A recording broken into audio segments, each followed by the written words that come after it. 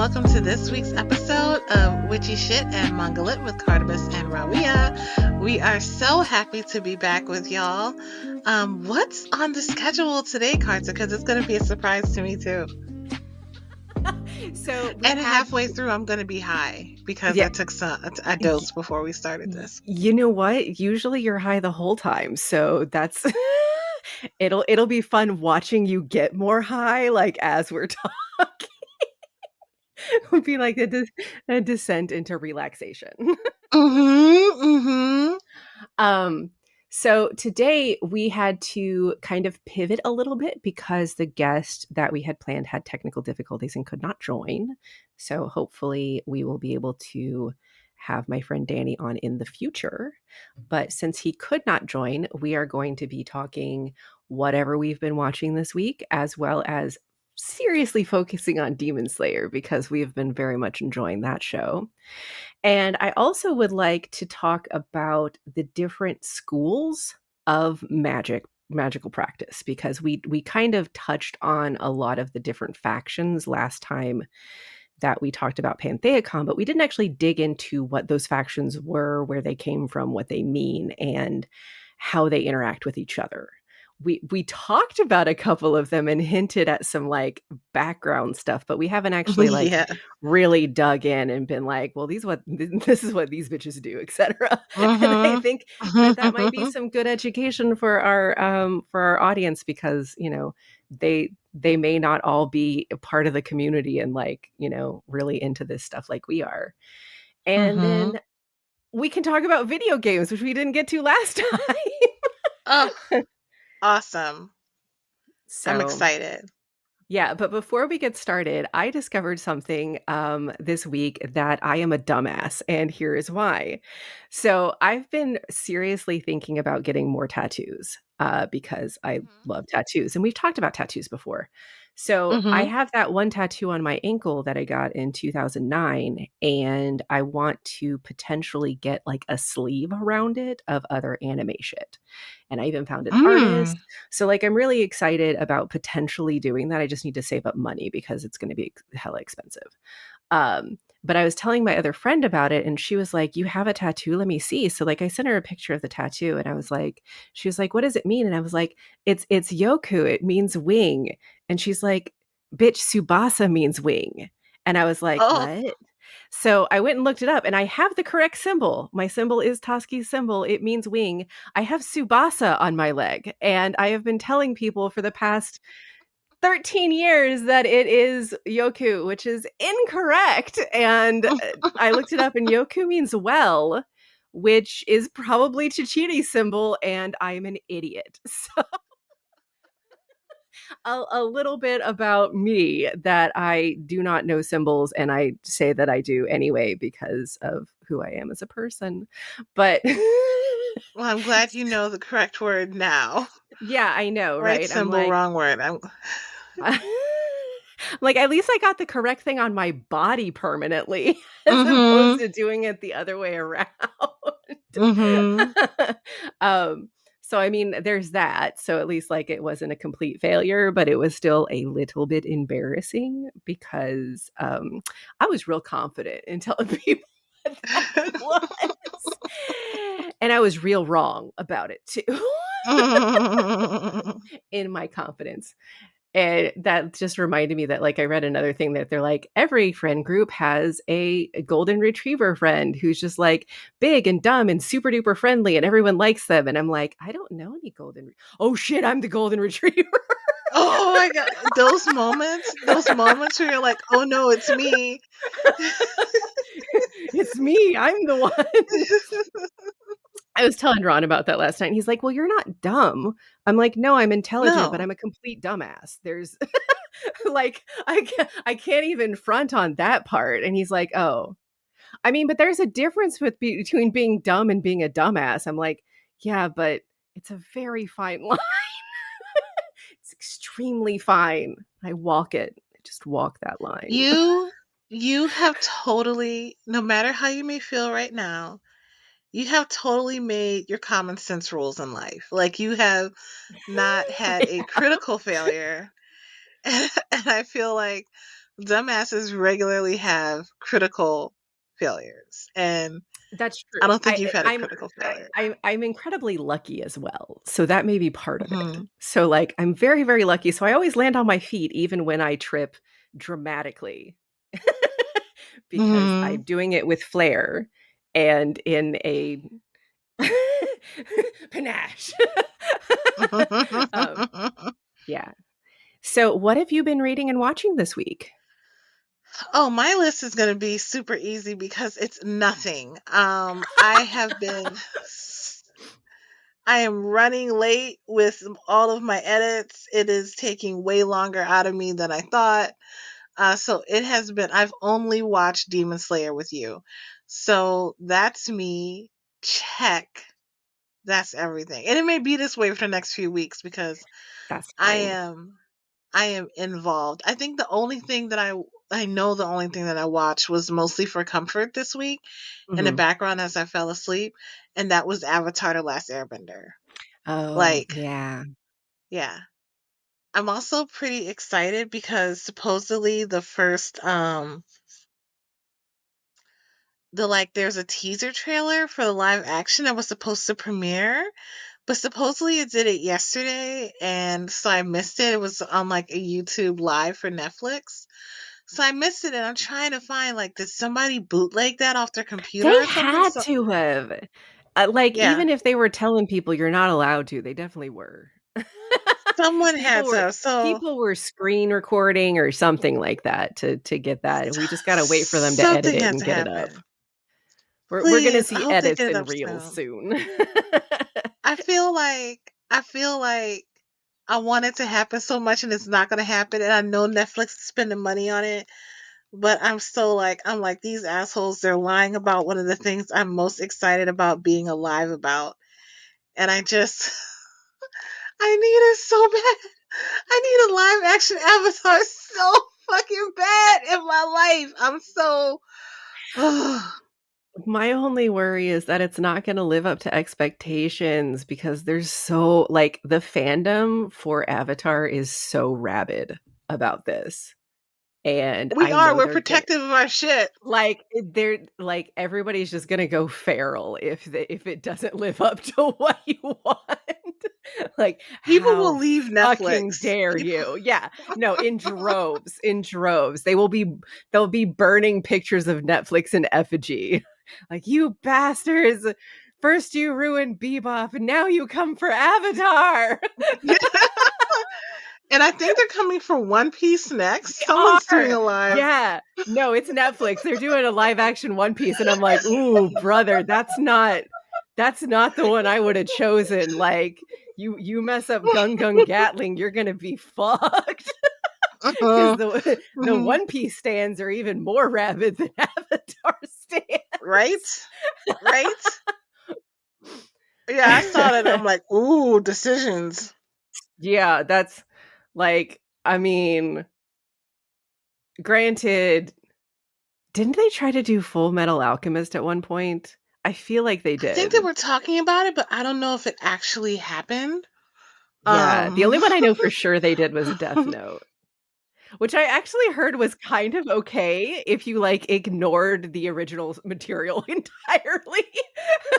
They're like, "Just ignore that it was an anime ever, and it's good." And I'm like, oh my god. okay, okay." I have so much fucking beef with Death Note. Like, I know there's some people who really, really love it, but also it got really, really annoying to me. Like, I'm gonna do this and then he's gonna do that, so I'm gonna do this and he's gonna do so my only course of action is this. And it was like every episode, like it was like it kind of reminded me a little bit of Dragon Ball Z, but just with thought. Like, you know how they would keep leveling up in Dragon Ball Yes. Z, like, yeah, and they pull a power out of their asshole, and then they're like, "This asshole power didn't work, so I'm gonna pull one out of my taint." And that's how I feel about Death Note. I'm like, "What are you doing? Make it make sense. Y'all need Jesus." So Yeah. Like, I haven't actually watched Death Note yet, but I've seen all the memes where it's like, here's Death Note, and here's Death Note if they just hit Light Yagami with a car in the first few episodes. Mhm. It's Mhm. like, solve the problem. Light is the problem. Solve it. Mhm. Solve Mhm. him. Have that light emanating from Chuck Kun. Like, Yeah. Call in Truck Coon. Truck Coon always fixes everything. The universal regulator is Truck Coon. mhm. Mhm. Mhm. um yeah. So what about you? What have you been into? So, I haven't been doing as much as I normally do because work has been kicking my ass left and right this week. So, like, between that and the fevers, like, I haven't had the mental capacity to do extra shit for myself, which sucks. But I've been doing a lot of extra drawing, which has been nice. Mm. So with show wise, I haven't been doing much. With comic wise, I've been trying to catch up on all my line comics because I've been ignoring them for the Oh my BL god. hole that I fell into, Mhm. which, like, to be fair, is a nice hole to be in. But it is not like it doesn't allow me to read all the other comics because I'm reading one kind of comic only type of thing. So I've I'm been sorry. catching I'm up on. stuck. Oh no, You are you said better? BL was a nice hole to be in. I did. I I will not rescind that. It is correct. um, but yeah, so I read a bunch of the more comics like that, and we have been watching Overlord, though. Speaking of isekai, um, I How's ran that? out. I ran out of trash isekai, so went with a non fully trash isekai because it has kind of an interesting premise. It's the story. It is an isekai, so basically, this guy has been on a MMO for the past 12 years. He has a giant guild, and most of the people, like, life got in the way and they just stopped playing after a while. So the server is being shut down for this game, and he decides to sit it out until the server dies, basically, and just be in his guild and, live with his memories and the NPCs that they all created together. And so the server dies and Mhm. he's not out, and he has no access to his menu anymore, and there's no way to contact the GM, and he can't Oh. log out. So he is now his character, and his Mhm. character is a giant skeleton mage. Oh. So instead of being a human, he is now a giant skeleton. And what makes it kind of interesting is that his mindset at the beginning of the show is still, this is a game, and he has to kind of reset himself to realize this is a world that I am currently living in, and these are people. So if someone dies, they are Mhm. dead unless I use Mm. resurrection magic on them. Mhm. And so he has to kind of reassess that. He also realizes that he has stopped thinking like a human because he is a non-human, and all of his NPCs are non-humans, and they are thinking of themselves as being separate from humans. So he has to, like, constantly chastise his people from, like, talking shit about humans and how weak they are. Um, Mm. so I had already watched the show season 1 and halfway into season 2 and then stopped. So we restarted at the beginning, and we're all the way to season 3. Like, Kurt's Oh loving it. So wow. I'm like, okay, Cool. it's actually really good. The soundtrack is a bop, and while it's a little bit on the dark side, it's not as dark or depressing as something like SAO, because, like, there's enough humor and enough, like, just random etchy shit for no reason, Mhm. and, like, super overpowered stuff, but there's also, like, political intrigue, and, like, it's Mm. honestly really interesting and cool. So I'm enjoying it a lot. I would recommend that one. Like, if you need something that's not super in depth, but also not mindless. It's kind of at that in between space where it is Mm. enjoyable, but it's not going to stress you out. Um, at least it did stress me out a little bit the first time because, like I said, some dark shit happens. Like people end up dead, but it stressed me out less the second time because I started looking more at his mindset and what like how he was essentially coping with being in this new world and um how he's kind of trying to find other people who may have remembered him. So like Mm-hmm. he changed his name to be the name of what their guild was because their guild was pretty famous in the original game. So if he changes his name to be the guild name, it's more likely that someone's going to remember and be like, "Oh, I remember them." Type of Mm-hmm. thing to come talk to them. So it's interesting the way that it's done because it's got like political stuff, it's got like strategy stuff that I haven't seen in other anime before, and like as well as just like character development and interpersonal Mm. relationships and that kind of thing. So I would recommend it. I think that it's pretty good. I'm trying to think. Uh, I watched Terminator 2 again this week. That Mm. one was always a classic. Because I always forget how hot Linda Hamilton is until Oh I my see her God. again, So hot. and I'm like, yeah, delicious. Anyway, so let's talk Demon Slayer a little bit because we just finished the entertainment arc. Oh my God. Oh, the entertainment arc. I will say, and you said it one time, that, and I don't know if you said it over the podcast or if you said it while we were in person, that I'm so glad that we wait until the season is done before we Yes, watch the shit. Because if we had those cliffhangers were the cliffhangers. redonkulous, they were ridiculous. I am They so did mad not at have this. to go as This hard show as they is the did. worst about cliffhangers. I'm like, I need to know what happens, you bastard. Like to the point that we had to So take a break I and come back really, to see the final episode because it's like I'm not finishing it yes, this time. I will stay up till 2 yeah, a.m. if you need. We are finishing this damn show. we're finishing it. So spoilers are definitely ahead. Talking about Demon Slayer, the Entertainment District arc, and I just have to say, I'm even more in love with Zenitsu than I was before. Um,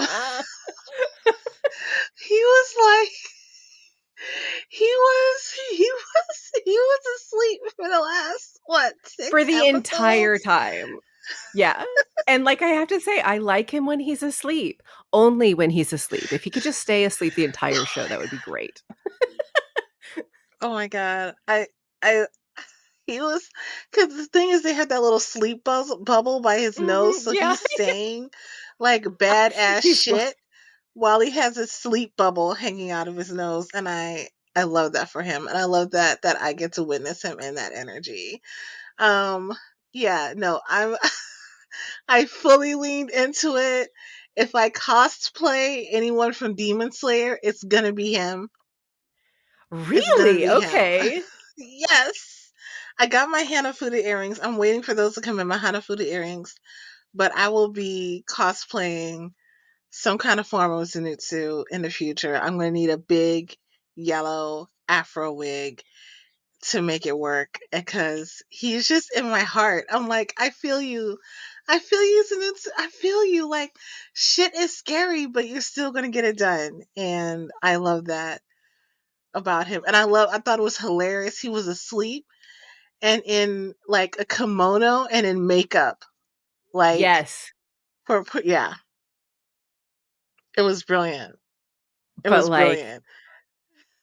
bad fucking ass the whole time, regardless. So badass. So badass. Taking direction, being like, he found his light in this episode. And speaking of people finding their light and standing in their light and also being on the dark side, Nezuko, ooh, Nezuko. that Oh, bitch. She showed up this time. and showed She the just, fuck like, out. kicking heads off. Mhm. And, like, I don't know who I was talking to, but, like, she's definitely upper echelon. Like, Mhm. she could personally fight the other upper moons, I think, because Mhm. they even said, like, her regen power is stronger than theirs, and they were, like, upper 6, Yes. which is, like, the lowest of the Yes. uppers, but still, they're upper. So, like, the fact that Mhm. the boys went up against upper 6 and survived, that's badass. Yeah. That's so badass of That them. is that is badass. That is badass. And oh my god, I think the marijuana is already kicking in.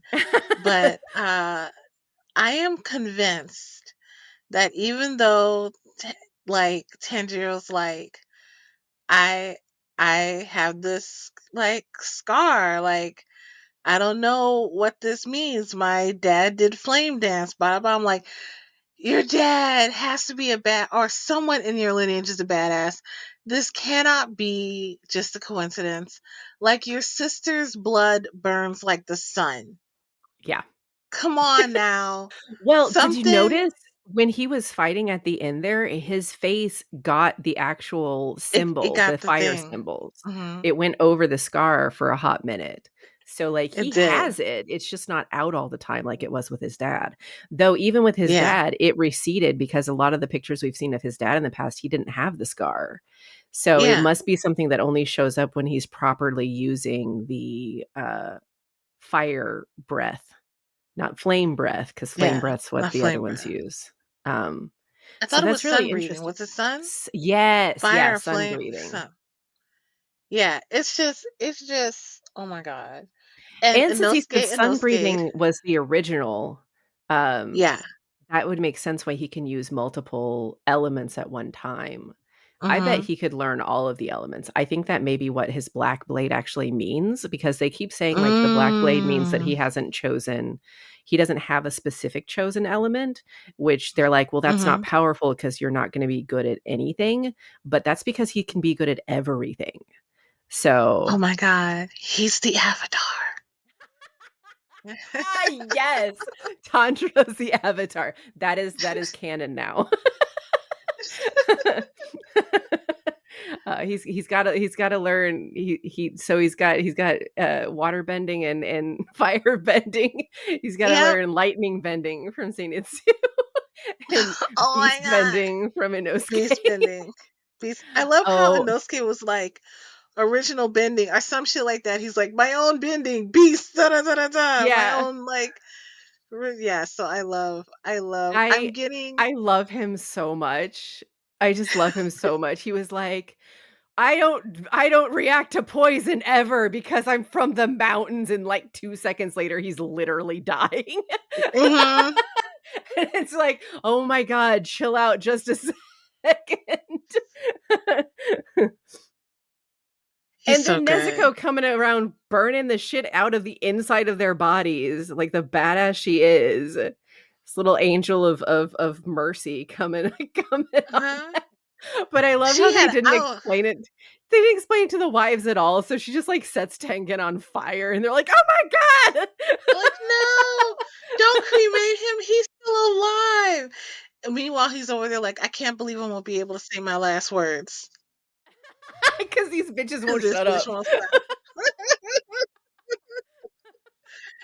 Yeah, I love that too. I loved like I felt it. I felt that scene where like Nezuko was losing it, like Mhm. losing the rest of her humanity. Also, can we talk about how Nezuko just doesn't turn into like a former like a bigger version of herself? Like bitch becomes full grown when she comes to full power.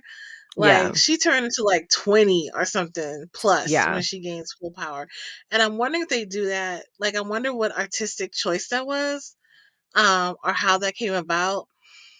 Because like I know that it would have been harder to see her as a child kicking off bitches' heads like that. Like I would have just been like, oh my god, Maybe. this poor child is I kind It's of think that having to would be kick these badass heads too, off. though. Just like toddler just destroying demons, ripping heads off with her bare hands for no reason. Hmm. Hmm. She's That would have like, been and all cool. you do is kick. Every kick counts. Every kick counts. I'm just mad Um, they remuzzled her. I'm like, let her talk. Let her talk. I don't think she can talk. That's I what my legit other don't friend know if that's said. one of her things. I don't think she can talk.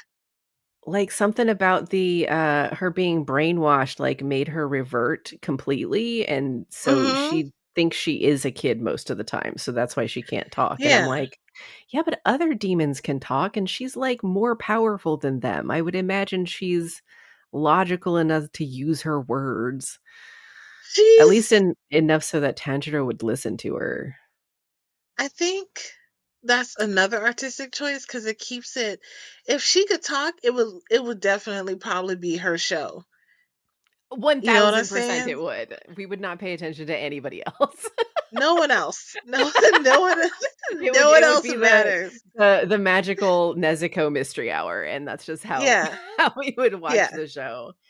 I Tanjiro would be would be fine with her that too. sidekick. Yeah, Like, basically. Uh, that like would no, that would nobody I cares. again. Tanjiro who? Yeah. It's like, I who already is that sometimes who's that dramatic percent bitch you dude, take everywhere, girl? right? Ditch him. Right? Right? So yeah, I think it would be Though her show if she could talk. though I do think she needs a hug. I don't think he cuddles her enough or something. She's in the box too much. I 'Cause think I think when that we was crying fit at the end there, oh, yeah, that hurt my heart. it did. It did. It did. But part of me is like thinks that she was crying so hard because she had just experienced so much violence, but she's been experiencing violence with him, but she almost lost herself. And Yeah. I'm like, part of me is like, oh, I know that cry. I know that cry when you're like, I'm gonna really legitimately end someone. Like, Mhm. not even in a fun kind of, I'm just saying it, that's how mad I am. Like, no, I feel that type of anger in my body and know the possibility that I can. And they don't deserve that. I mean, so I'm like, oh, I know what this cry is like. I know what this cry is like, and I feel sorry for you. So I think that cry was because she's still aware of herself. And there was that one moment where when she was punching down on Worm Lady and Yeah. she looked like she was like, this is fun. I enjoy this a Yeah. lot. I think that's when she lost it, when she was like when Mm-hmm. she went from normal Nezuko to, like, crazy Hulk Nezuko, "I'm going to kill everyone." Mm-hmm. And I don't know, maybe I'm wondering if maybe her humanity has to do with blood loss. Because every time that she's leveled up in the past, it's because she's been so grievously harmed that she has to level up in order Mm-hmm. to survive in Mm-hmm. some way. So I'm wondering if that has to do with, like, if her level of being destroyed it is part of the indicator. But yeah, I'm just sad they remuzzled her again afterwards. But I'm like, part of me understands the muzzle. It gives her a moment to think because obviously she can bite through that bitch. yes, Like, yeah, that's true. She's done it before. She did it this yeah, sequence. she did it this before. And when he first muzzled her, I'm like, she get out of that. I mean, she could deal with that. That's not that hard for a demon to get through, Yeah. I don't think. But I think it also gives her a moment of pause, like a little bit of a pump your brakes and a reminder. And I think he takes her out the box every night. I think he does. I think he takes her out the box. I just don't think we get enough sequences of non-fighting in the Yeah, show. that's true. Because even at the I do like beginning, that. hmm Like, when they're not but fighting when and they're you, just, like, hanging out, it's nice sometimes. it is nice. I want more of that for them. I want more. I could watch like an entire season of them just chilling. Even though I'm gonna be on pins and needles and be like, they just chilling, shit's going so good, someone's gonna die. Like, But, like, I like this trio, and I do want to explore their friendship a bit more because their personalities are so at odds that it doesn't really make sense for them to be close at all. So, oh, it does to me. being being able to see them being close, though, I think would help me a Mm-hmm. little bit more in, like, uh, putting it together, I guess, because like clearly Tanjiro's the leader, but that's just because he has full control over most of his powers and he has a strategic mindset. But after seeing Zenitsu do all the shit that he did this last time, like Oh he's yeah. hella powerful when he's asleep. He And is when he's asleep. when he's asleep. But like I was really hoping that Inosuke was gonna like level up too because you know, it was about that time, and when he didn't, I was sad because I was like, but everybody else got to level up. Why don't my Inosuke boy get doesn't to level level up? up with power yet. Like, he's leveling up as in social interactions. He's leveling up by like, oh, I can work as a team. Because when we met Inosuke, he's like, fuck everybody. True. I'm doing this on my own. I don't need anyone. Attacking And in those, trees for no reason.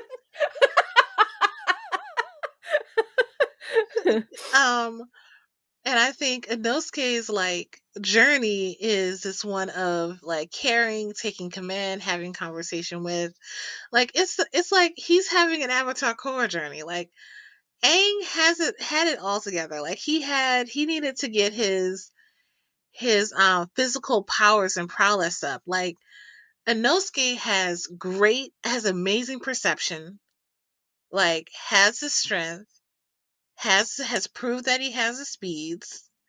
Um what he didn't come in with was the ability to work as a cohesive group, Yeah. as a member of a team. And he's got that, even though he's like, you're my minion, and he can't say Tanjiro's name right for shit. Like, Manjuru. I honestly love that though. It's like once in a blue moon, every time he does get it correct, Tanjiro's just like, "Oh, you remembered me."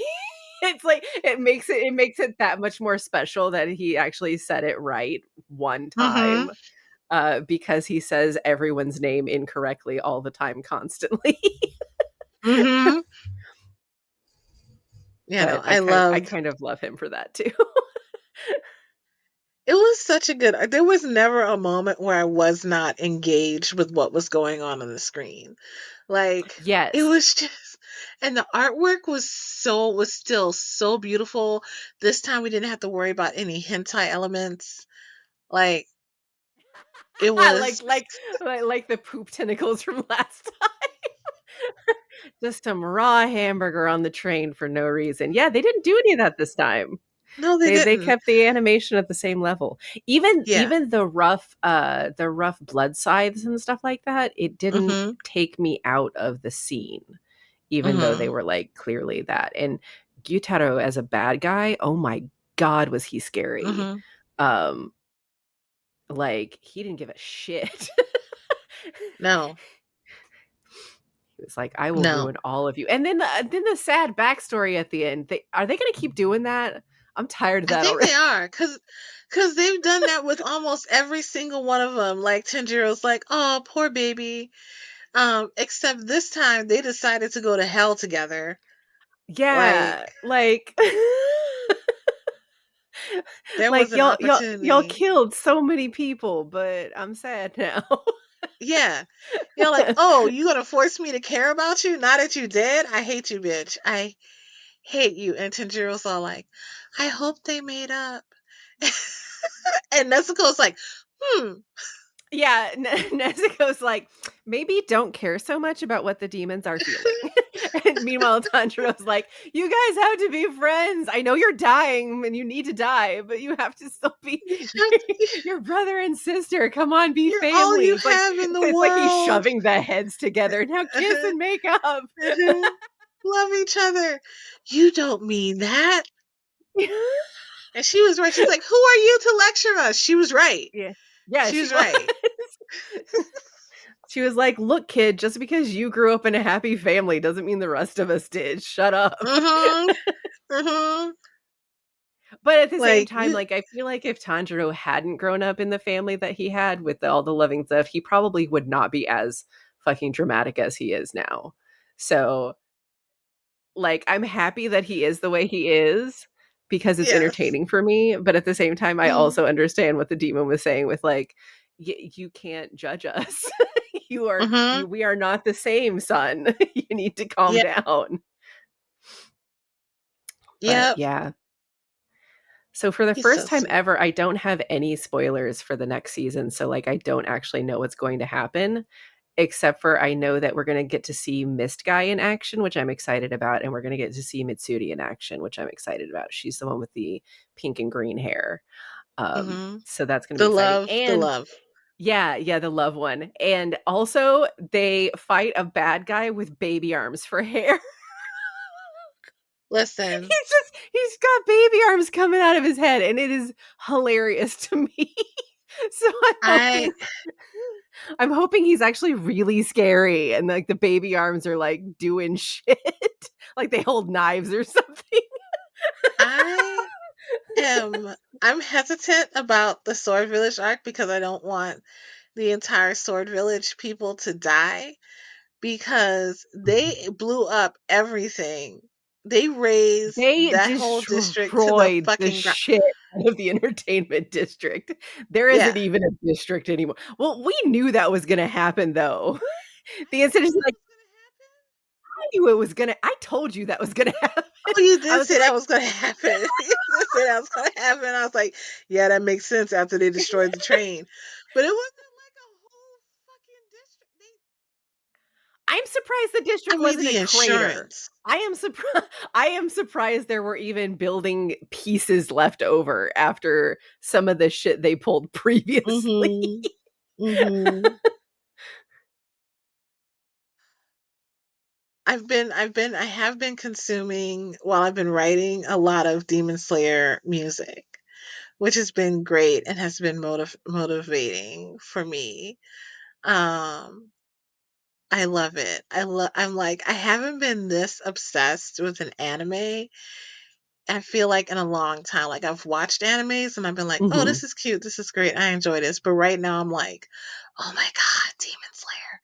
And what I'm also loving is because all this Demon Slayer content is being like pushed right now, and being and on trend, that I'm actually getting to, and you sent me some too, see more black and brown cosplayers. Mhm. And as a black person, I know that there's been black kids watching anime forever and we never felt like we could talk about it and share it.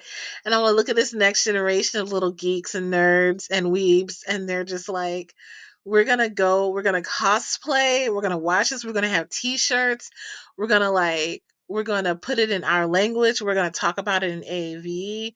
Like it's been such like, oh my gosh, I believe the children are our future.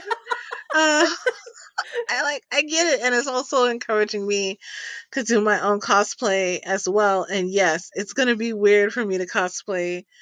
No, that wouldn't be my first cosplay. My first That cosplay wouldn't be weird was either. yeah, I think that would be adorable. I would love to see you as Zenitsu. That means I have to cosplay too, so we can do matching. yes. Oh, I'll have to figure out who I want to be then.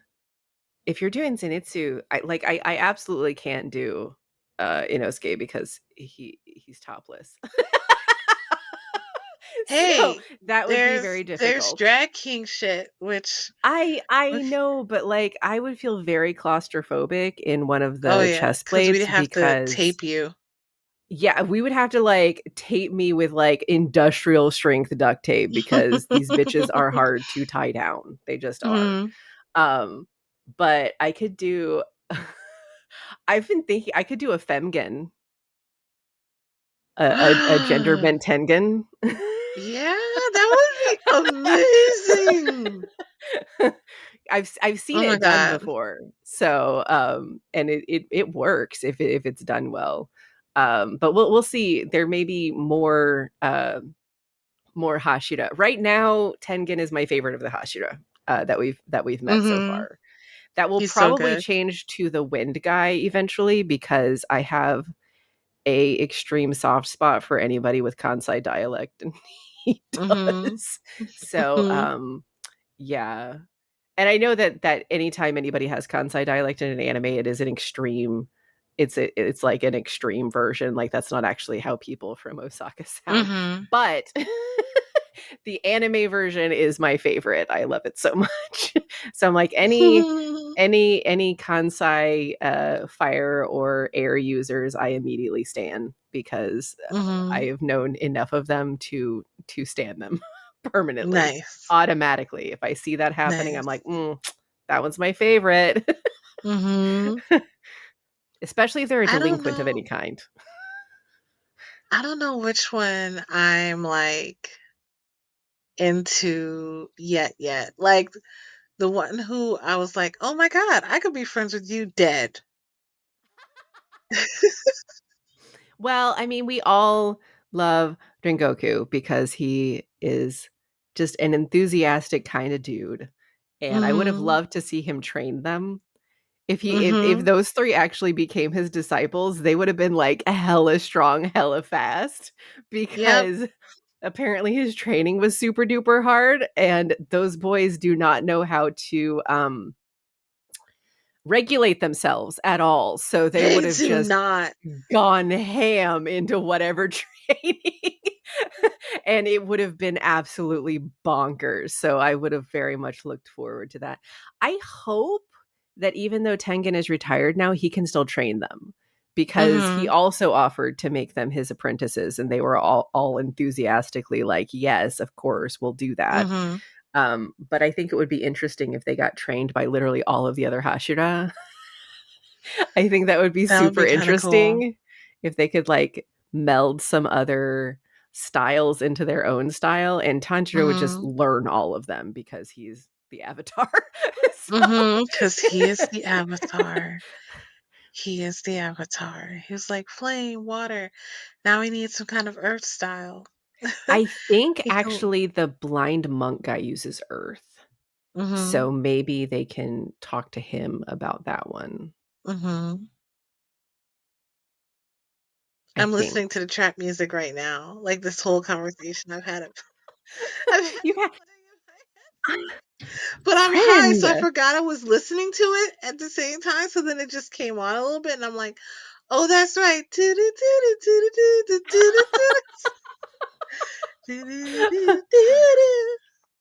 Oh, I'm gonna that learn that just original like I learned. opening is one of the, like, greatest songs ever. Like, even before Mhm. I had watched it, I had that song memorized because it was in my anime playlist, and I would just Mhm. that's one of the few ones of animes I have not seen that I will go ham on in the car. And now that I've Mhm. seen it, I go ham even further, Even harder. Even harder. even harder. Yeah, the only other one that I go ham with that I haven't seen is, the Shinzo no Sasageo from Mhm. from Attack on Titan because screaming the anthem in the car is one of the greatest things that you could ever do. Yes. It's very Yes. fun. It's too fun. I have to really get back to Attack on Titan. It was already dramatic and dire, and then they started having these fucking plot twists. Mm, And I was like, this is kind of intense. I need to watch it when my blood pressure ain't that high because y'all just the artwork is amazing. Like I feel like if mhm. somebody got pick up and Ed, it would look just like that. You know what I'm saying? Um, Oh no! If somebody got pick up an Ed, oh friend, what? I have not seen Attack on Titan, so I oh yeah. cannot comment on. No, I haven't. Do you want to pick that as your first one after we're done with Demon Oh, Slayer? part of me Make is it like we should force watch me to it. watch it. Part of me is like we should watch it. The other part of me is like we should watch Samurai Shampoo instead. Champloo like instead. That it's up to you. It's going to be your pick, but like I already know in which order I'm going to make you watch things with me. Okay, And what I will one think of them about it. is the thing that I'm obsessed about, and the other one is one that I had to stop watching because it was giving me anxiety, and I've discovered that watching things with other people helps me not have anxiety for the thing. So, Mhm. um, so I need help Well, maybe we watching might it. have to watch Attack on Titan. Maybe we might have to watch that because there's also a short one I wanted to watch called Yasuke, and that's on Netflix, and it's about the Black Yes, Samurai. I do wanna see that one So, because I love the soundtrack. Because the soundtrack's by Flying Lotus, and it's just really I love good. Flying Lotus. Yeah, I know. Me too. God. So yeah, Demon Slayer. If you're not into it, Get into it. that's okay, but you might want to give it a shot. I Oh was my also god! thinking because, like I said, I've been obsessed about tattoos, that we could get, like, little matching tattoos of, like, the tiny chibi faces of our favorite little dudes. Oh my god, that would be great. Could get, like, a little boar head, and you could get a little Zenitsu face. What I would love like that. his shocked face or his crying face. Or him doing the breathing, because oh my god, he looks so badass when he's breathing. He's just like, He does, I'm like, "Oh, and it so just you do comes know what out you're there. doing. Oh, wait, you're asleep." Ugh. Oh my god. Yeah, I'm gonna have to find this fabric for the robe. Somebody has to make me a robe. Even if I don't Oh, get the yeah. full outfit, I need to get the robe. I need the Yeah, if robe. you I just need the robe. I need the robe.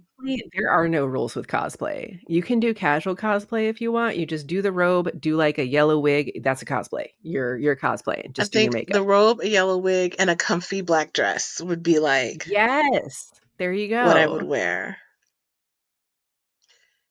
And then I could go to conventions and sleep. Just do not throw yourself at any Nezuko in sight because every Zenitsu cosplayer I have ever seen is absolutely unhinged when it comes to Nezuko, and it is annoying. I would want to, like, show up as, like, a Tanjiro just to cock block any of the Zenitsus from coming anywhere near Nezuko. Like, "No, Sorry, friend, fuck off." you might have to do that because I'm gonna be screaming. I will come with and be like, "Excuse my unhinged friend." He's devoted. Zenitsu is devoted. He is Devoted. devoted. He And is so but at the devoted. same time, like, the instant anybody's like, "Well, why don't you have 3 wives too?" He's like, "Oh, I can do that?" It's like, "Bitch, no. Tengen's got dick enough for 3 girls. That's how that works." Zenitsu's like my You heart is big enough. My heart.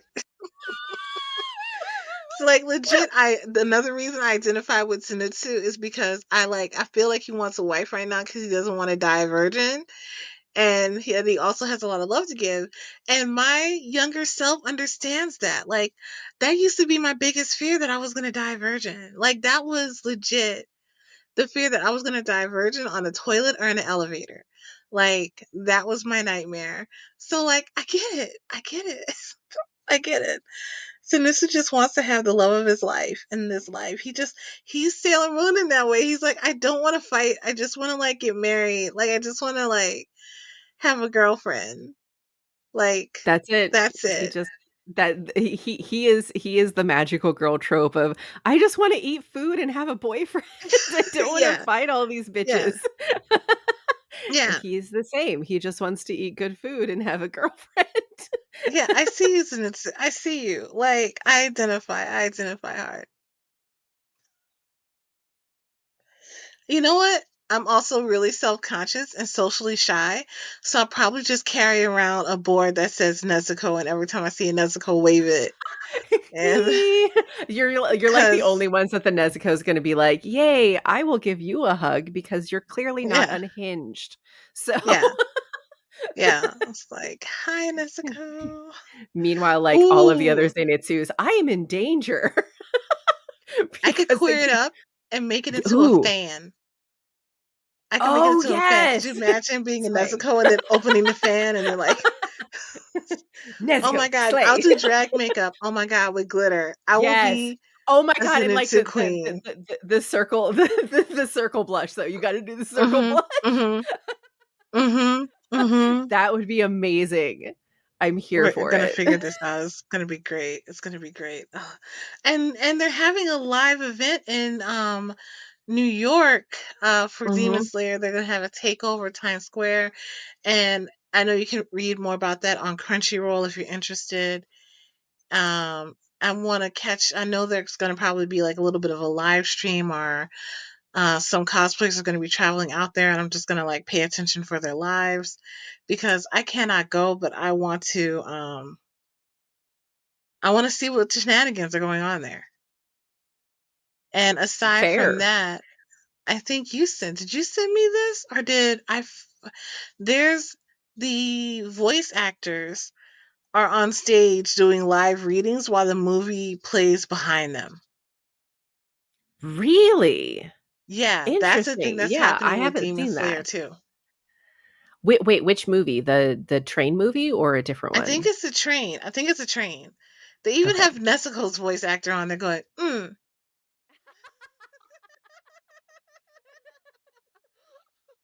Her job is so easy. She just has to scream and go, But she has to make that one sound mean many different things like, True. mm, wakarimashita. Hi. Like, you have to, you have to, Convey it there's, with the "Mm." yeah, it's like a I am Groot situation. Yeah. That is true. It's very similar. Mm-hmm. And she does a good job of it. I She mean, does. I can understand what she's saying most of the time, Mm-hmm. and Tanjiro can always understand her because Yep. of being siblings and whatnot. They have that sibling bond. They Like, do. legit, when I watched the first, like, few episodes, I was like, damn, I wish I had a brother who was like, if you turned into a demon, I would try to figure out how to turn you human. Because my siblings, well, my sibling, well, it's complicated, y'all. But my twin brother's an asshole. Like, he would leave me, Oh, he would have left me. I would have ate him. I really would have ate him. Like, no.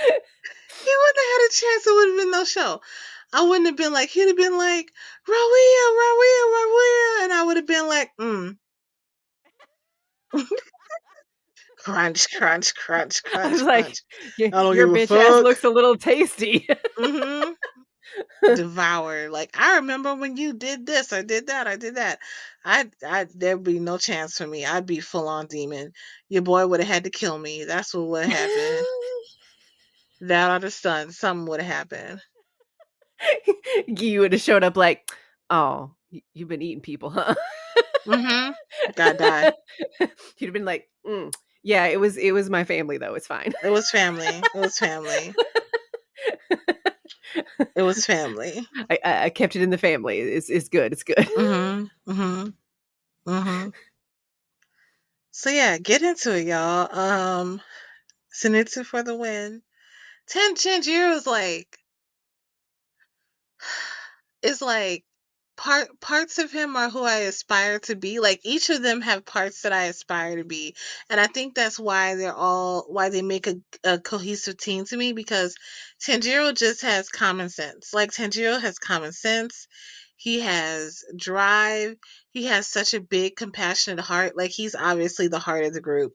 Um and probably the brains of the group. I was like, Yeah. he is the group. He He's is the like group. dragging the Yeah, other two along with him, and like, he's holding it you together. go do some shit.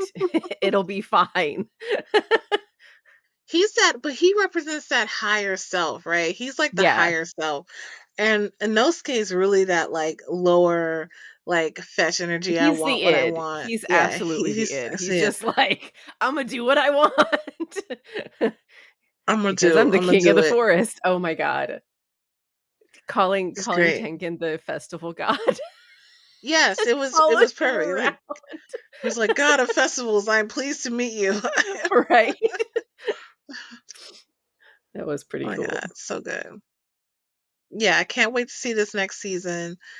Um, I'm loving that we get to hear about the swordsmiths. Yeah, I'm Um, excited about that too.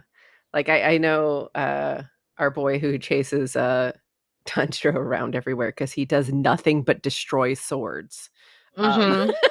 Mm-hmm. And like at this point, it's like I would also be mad at him for continuously destroying his sword. Mm-hmm. Like he threw it. He threw it at that one demon guy. He tried his Akazuya or best. something. He was doing Yeah, his no, like he best. literally threw it at him. Like I'm Mm-hmm. gonna throw, and of course it disappeared because Mm-hmm. the demon was running away. Mm-hmm. Yeah, I would have been mad at him too. I'm like, what? You don't have any respect for your sword, kid. None. What are Zero. you doing? Zero. You can't be a Jedi without a lightsaber. You lost Right? your lightsaber. Meanwhile, this time he's like literally banging it on rocks and shit and is wondering, oh, why is it all chipped up? I don't know. Maybe because you're not respecting your fucking sword. Poor baby. Yeah. I hope he gets it together with his sword. I hope he gets it together. I But yeah, mean, what's maybe someday he'll have a fancy one like the other guys do. That would be cool. mm, Not that the like sleek black with like the little red ribbons underneath isn't badass and cool because it is. But some like, symbolism of him shows up on his right. sword? It Yeah, would be and that'll cool if probably it did. happen after he really unleashes because his Maybe, true yeah, like form. Once he hasn't achieved the Avastar state yet. he hasn't, he has not achieved Avatar state yet. He's getting closer and closer. He's getting closer and closer.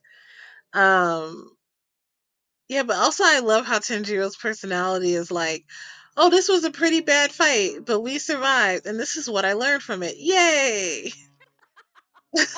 It's like he was really upset about people dying too, which like, you Hmm. know, I appreciate that for him. And He's so Gen Z. he He's so Gen Z. He's like, I have to kill you because you fucked up, but I have compassion for you too.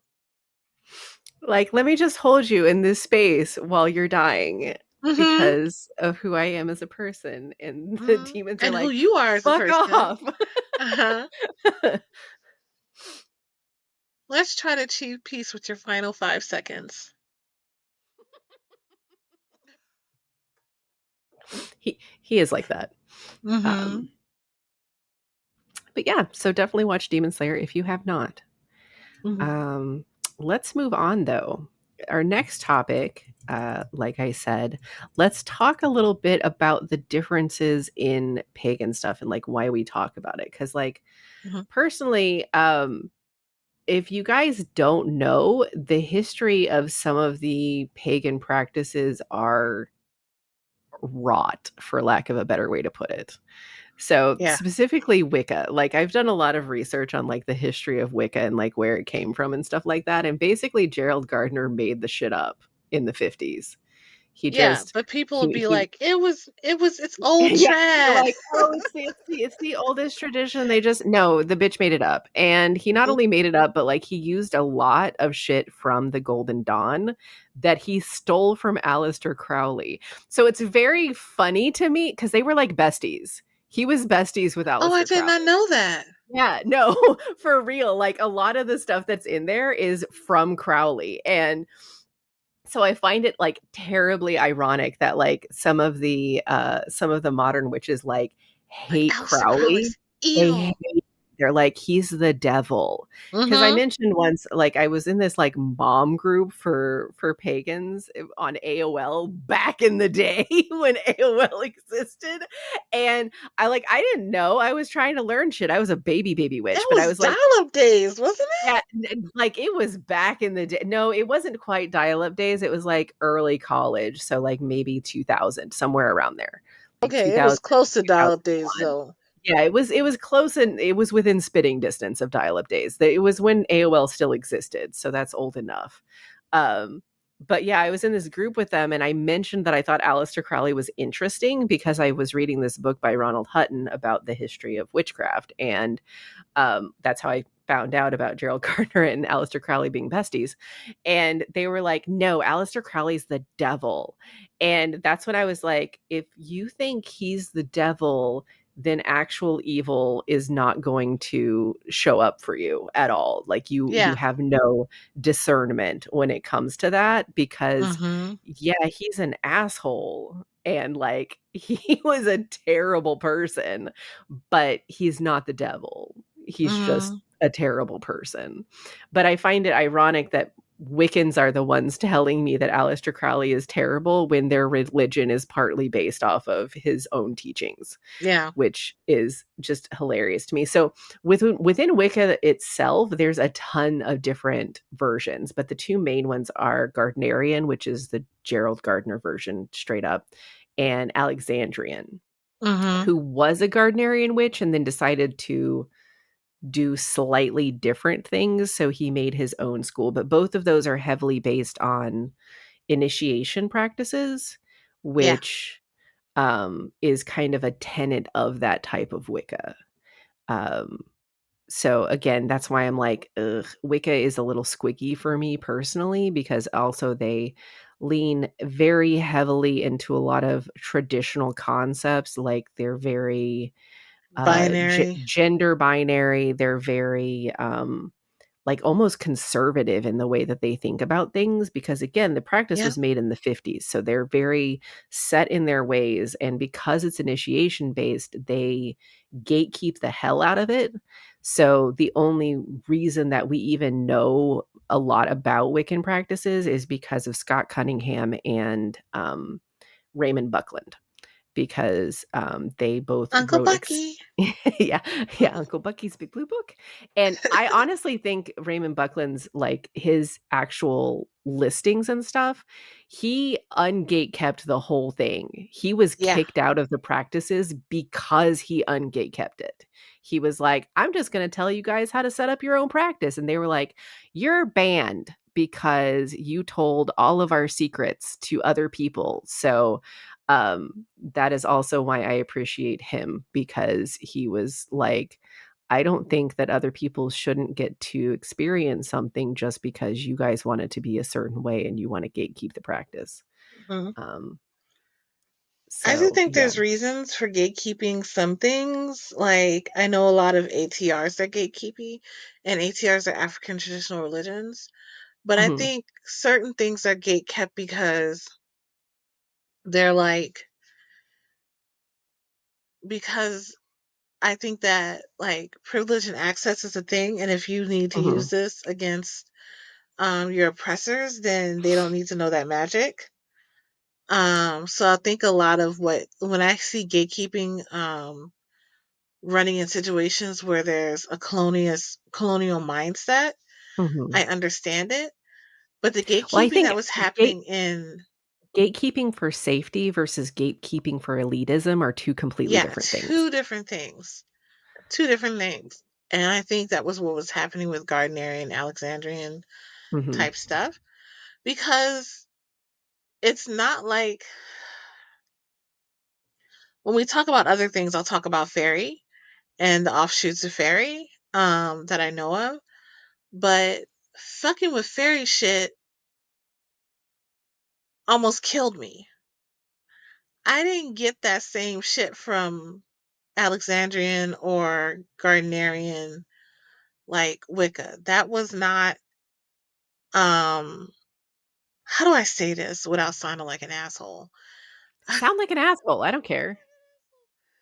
I feel like in some I feel like Wicca, and I've been in it. I'm not just saying this from the outside. I'm saying this from someone whose first practice was a Wiccan practice and was in it for like a decade. Mhm. Of that it felt like very Catholic to me, Yes. where you didn't have to read the Bible.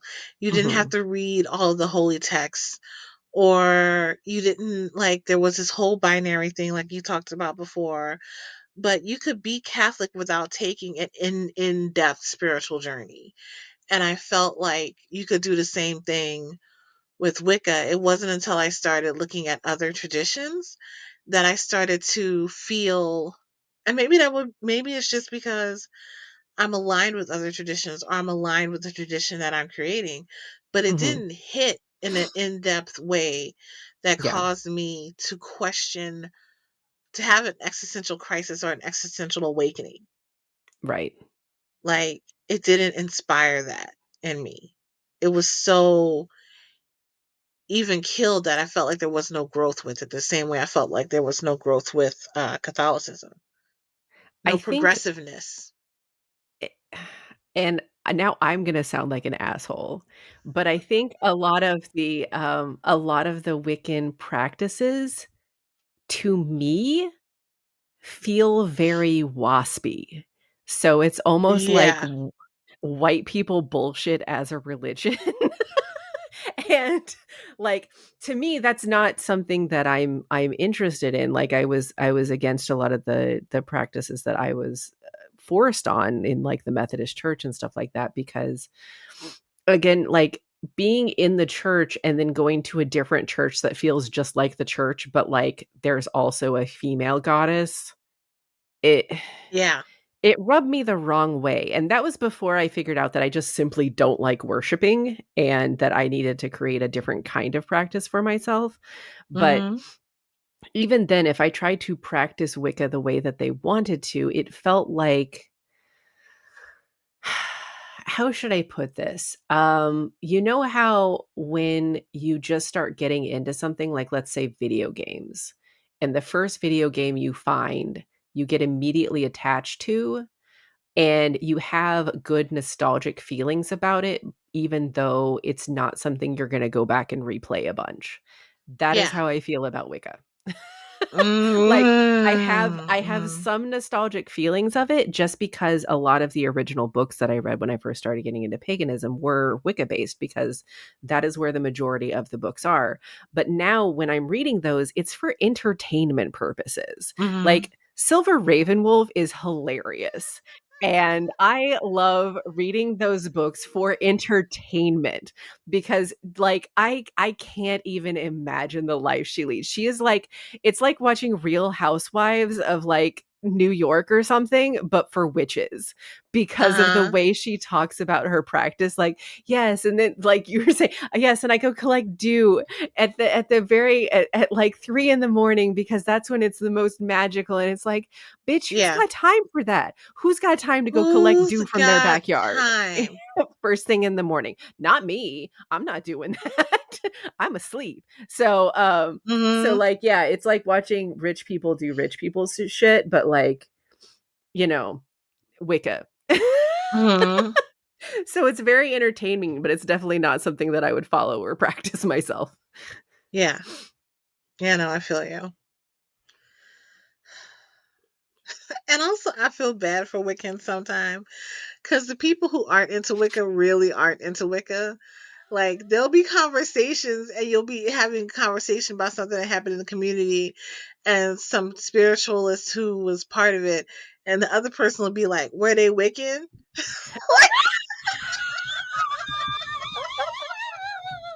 And the answer is almost always yes, they Yes. were. Oh my god, it's like Wiccans are the Republicans of paganism. Oh my god.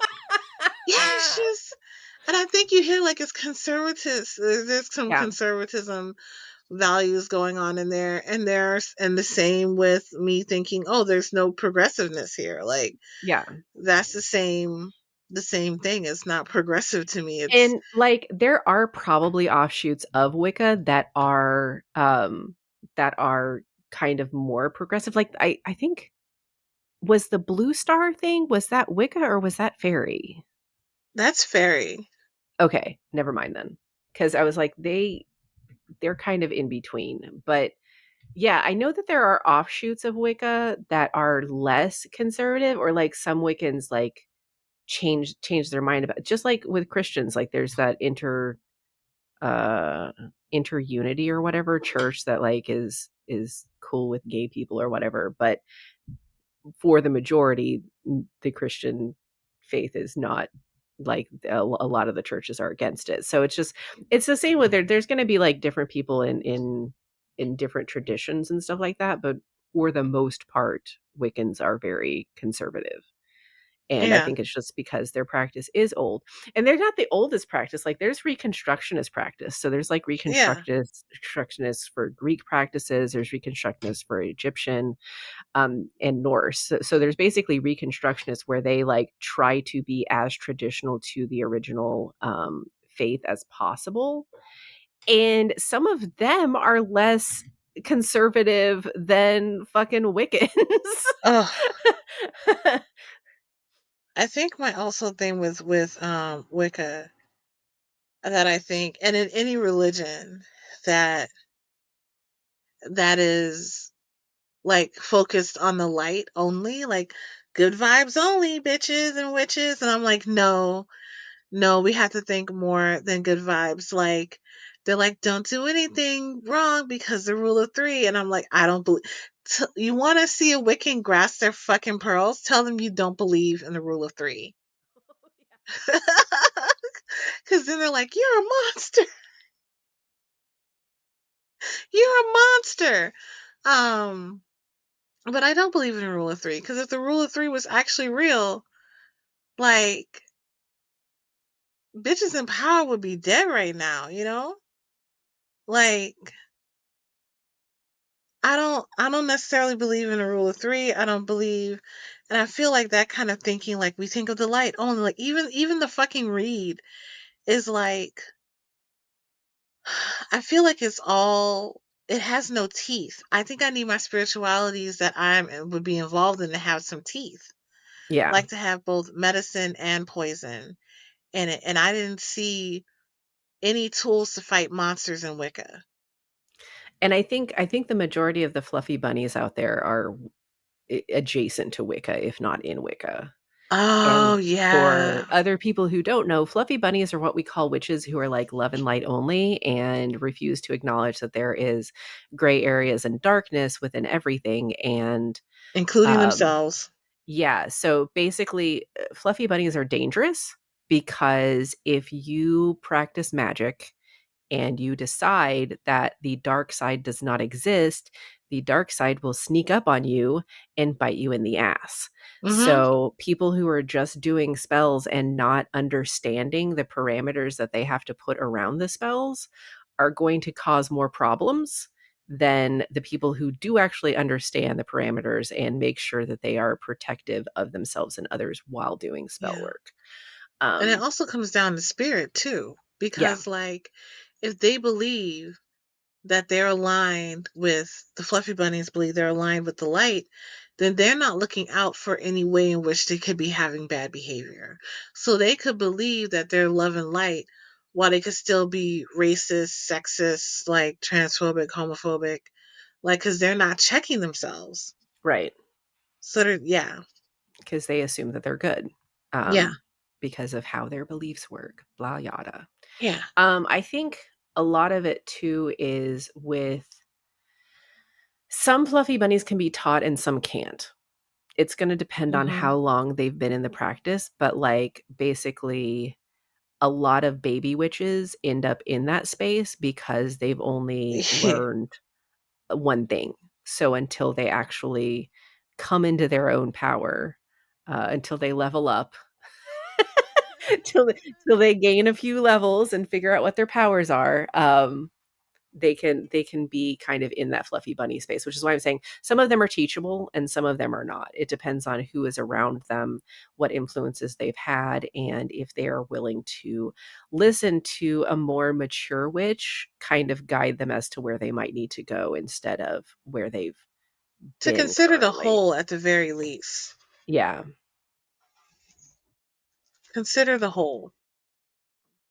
Like, that's my thing with Dianetics. Like, they're not considering the whole.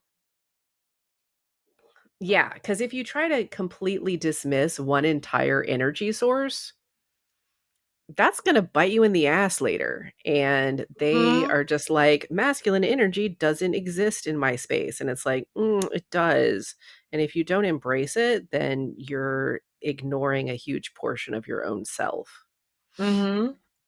which is unfortunate. Yep. Yep. Yep. Yep.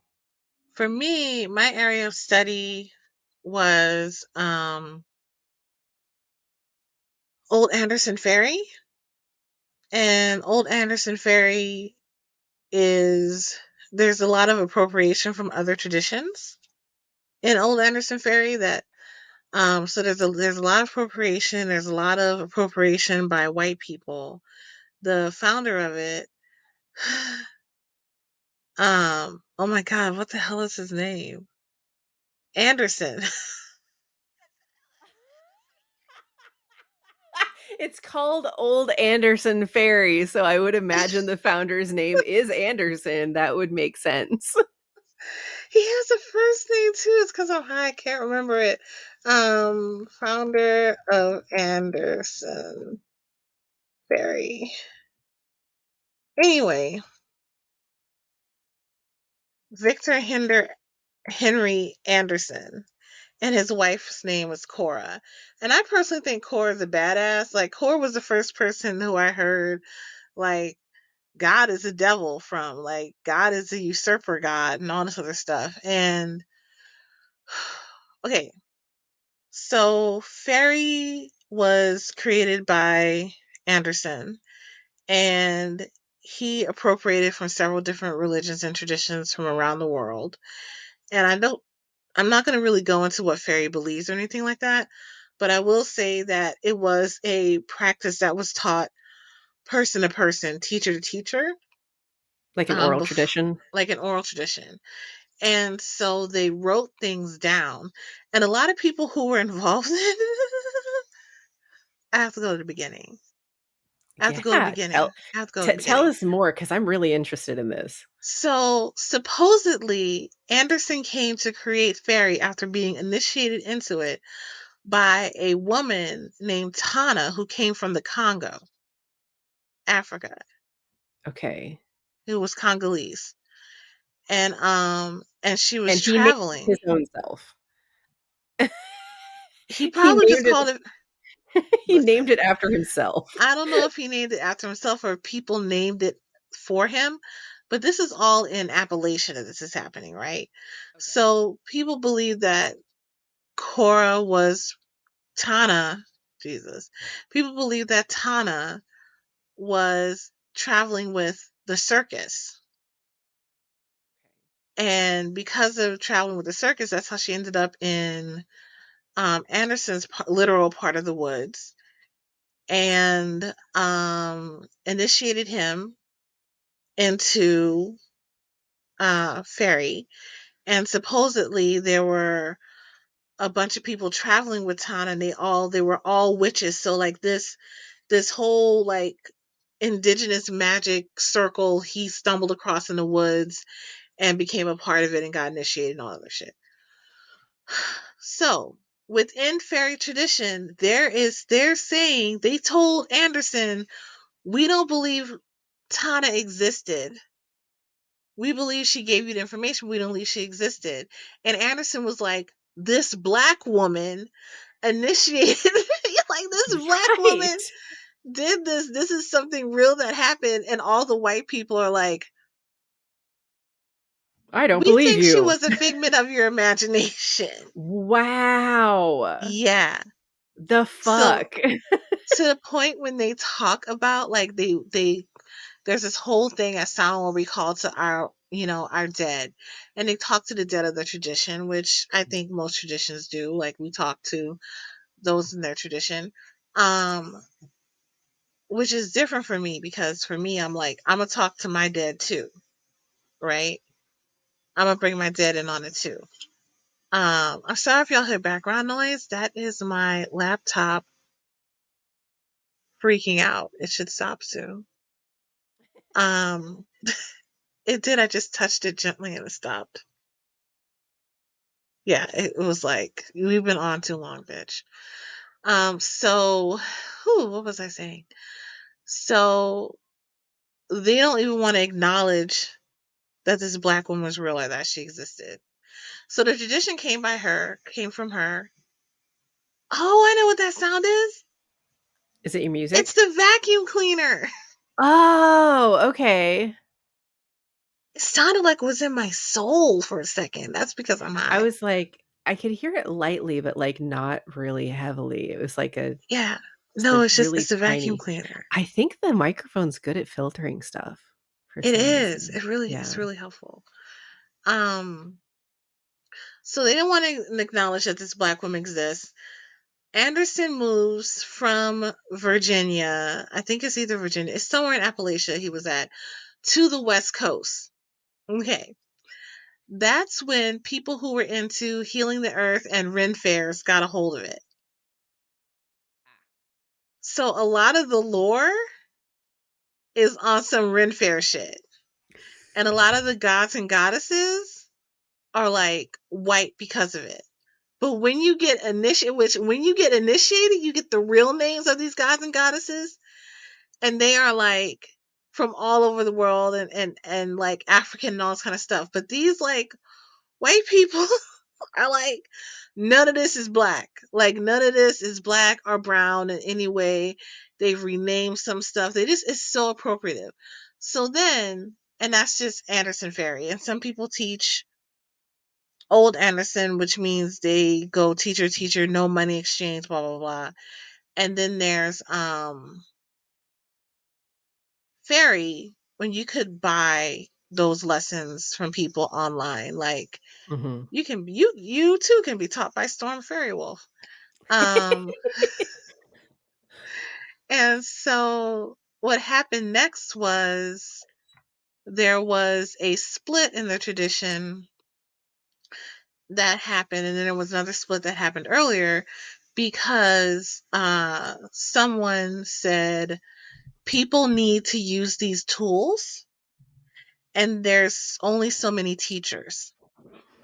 So I'm going to take this information and put it out into the world because people's can lives can change off of using these tools. And I will say the 5 years I studied fairy, my life went from 0 to 100. I changed as a human being. I started to form boundaries. I made a lot of cutoffs. I was in a state of constant spiritual or emotional crisis because things were changing for me so fast. Mhm. Like I really evolved as a human being and as a spiritual being because of all these tools that were put together for me in fairy. And I don't think it was just fair. I think it is in specific my teacher who had this way of teaching and holding information. Like she never even really let us read the lore. Like she Really? didn't let us read the lore. She was um indigenous. She Mhm. wasn't like full indigenous. Like I do not do blood quantum, you guys. I'm not talking about that. I'm talking about she was like half European, half indigenous American from Turtle Island. Mhm. Like I'm not talking blood quantum. I just want to be clear on that because blood quantum is problematic. I'm saying Yeah. someone's like so um, so she taught me, and I think it's because she knew it was so appropriated. She was like, I'm gonna teach y'all a different way because her entire group of us were all black and brown people. So I think it moved through her differently. I got that information differently, and so it had this effect on me. But someone was like, "Oh, these tools in fairy, which they are powerful tools, people should have access to them. We shouldn't be gatekeeping them." And that's how Starhawk started reclaiming. Oh, I didn't know reclaiming was off of fairy. Reclaiming is an offshoot of fairy. Huh. Starhawk was fairy. Okay. Hmm. And there was a big hubbub when she like Spiral, like what's that book fucking name of that book called? It is spiral something. Spiral Spiral dance? something, Spiral Dance. Yeah, I think it's Yeah, spiral dance. that's got some fairy mysteries in it. Oh. And then you have Thorn Coil, Teeth on who coil, yes. I Teeth on love those. Coil, who was also fairy. Oh, I didn't know they were fairy too. Yeah, their books, Mhm. that's fairy tradition. Oh. I have both of those books. I have at least one of, You have Thorne's evolutionary books. witchcraft, right? Yeah, I have that one and I have the Spiral Dance as well. Hmm. Yeah, I Offshoots haven't of read Fairy. them. I just collect books. Well, I had started reading evolutionary witchcraft, and when I started training with my teacher, I was like, some of this stuff feels familiar, and I think I read some of this in a book. I think I read some of this in like evolutionary witchcraft or something, and she was like, "Yeah, you would have because that's all fairy mystery like stuff or fairy work or all that other stuff." So yeah. I feel like a couple of other people did some fairy workshop type things at Pantheacon. I want to They say did, and some of them were like tried to sound like they were fairy, but they weren't. Like our really? favorite Orion Fox would talk like he was Oh, fairy, but he wasn't fairy. I never got the impression that he was fairy though. I don't know why he would talk. But you're right. I think he did say that he was.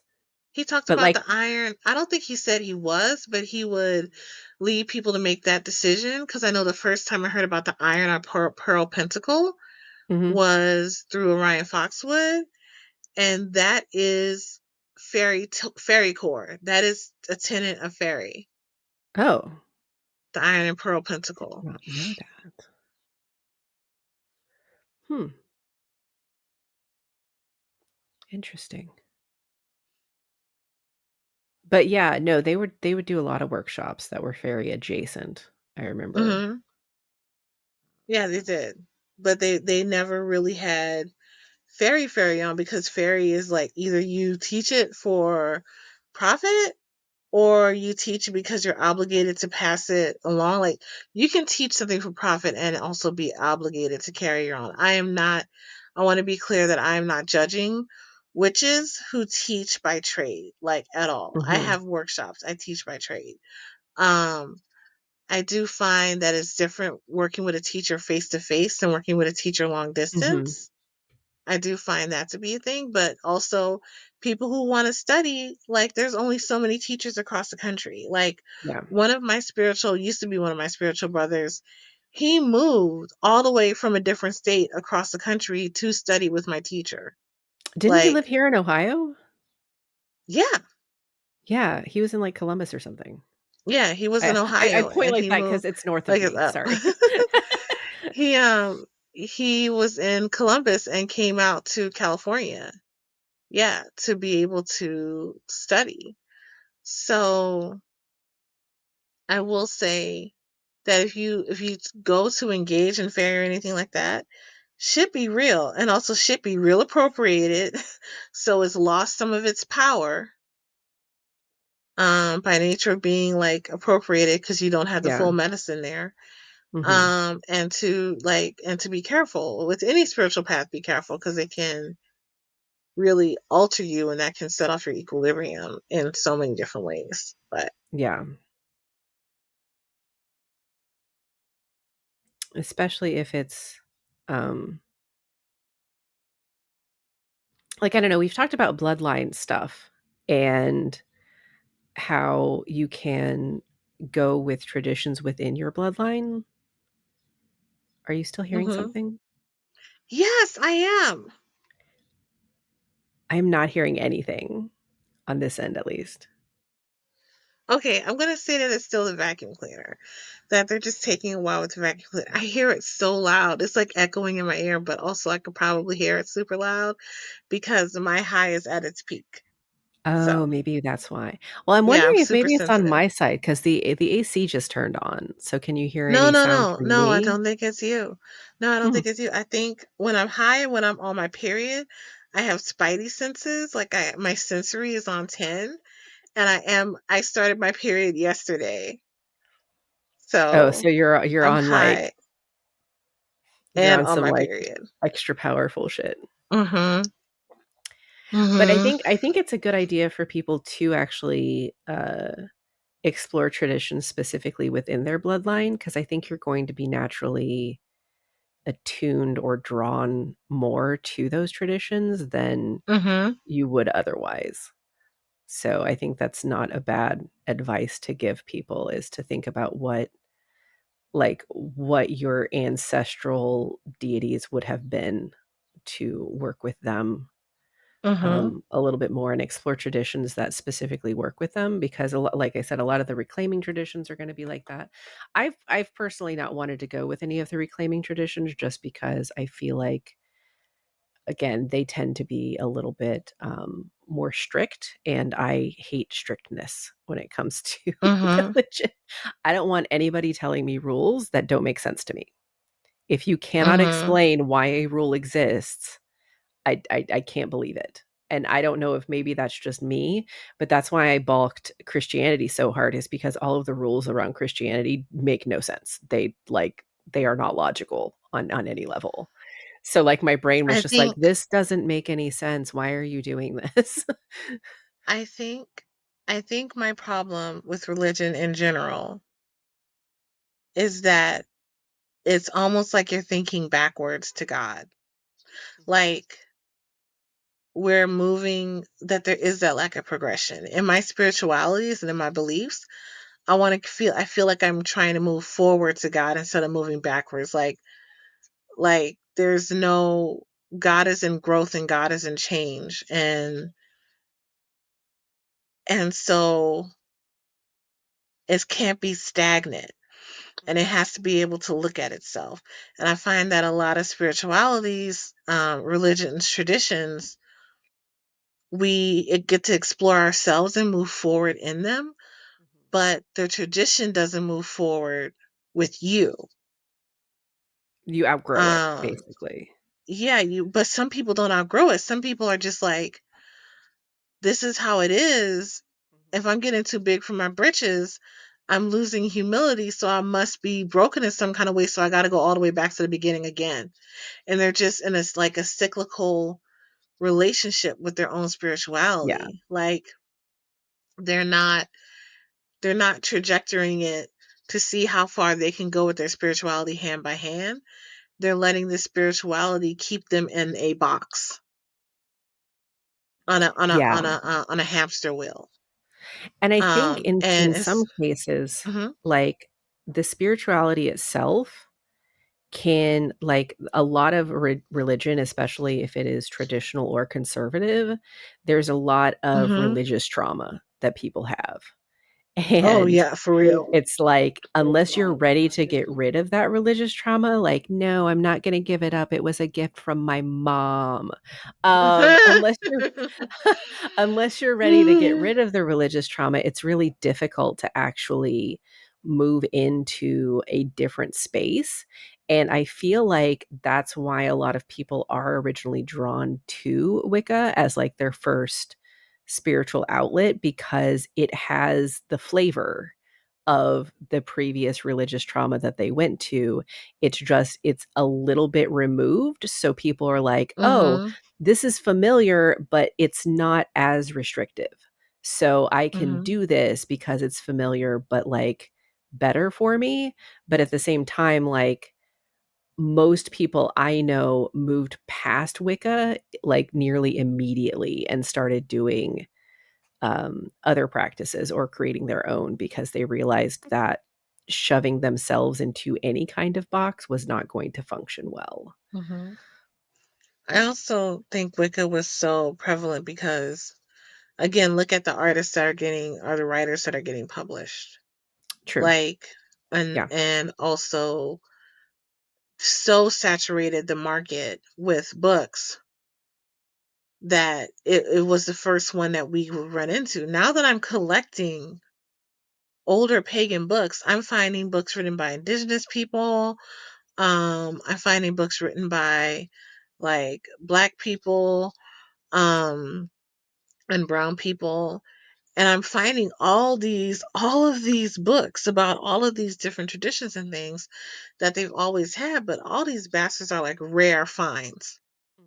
Like, and when you find them, they don't even cost that killing much money because no one else really wants them. They're just rare because they're not in print.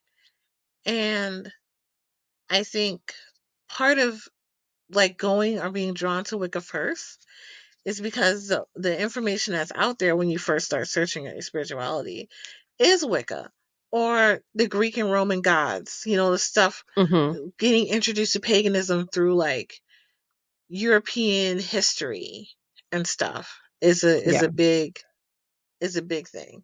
I mean, I got introduced to paganism through studying about the the Spanish Inquisition. Really? That's how I found out about How witches. did that work? I was like in grade school and I saw this older book and I picked it up and it was people being tortured. And I should have known that I was that there was something different Oh my because god. I felt something in my body and I just like pictures of people on a rack being like strung out and all this other shit and I was like, that's kind of hot. I think it was in like fifth or sixth grade. I was not that old. I took that book Oh my home god. and then when I actually read it, I'm like, this is awful. Um, who are these people who are being abused? It seems like they're mostly women, witches. Like, what's witches? And then it came to like this whole Satan thing, and which was fine because I was Roman Catholic and I also wanted to be an exorcist. So, and this was before I found out only like I was like, they don't priests let can be women be exorcists and I exorcists. couldn't be. Yeah. Right? I was so mad when they told me I couldn't Sexist. be an exorcist. I was so fucking pissed. Like there go my life plans. I knew what I wanted to be. So I was reading this, and then I read the Malleus parts of the Malleus Malfactum, and at this point, I'm like in seventh grade, like I'm which is the hammer of the witches, which Yeah. is like what you're supposed to do to witches to locate a witch and what you're supposed to do when you find a witch. And so I'm like, this whole witch shit is like wild. So I'm continuing to do research around witches, and then I find this other book called in my library called Witch Child. And it was someone snuck this on the shelf because I don't know how this ended up in the school, but it was written about witches who use herbs and stuff like that.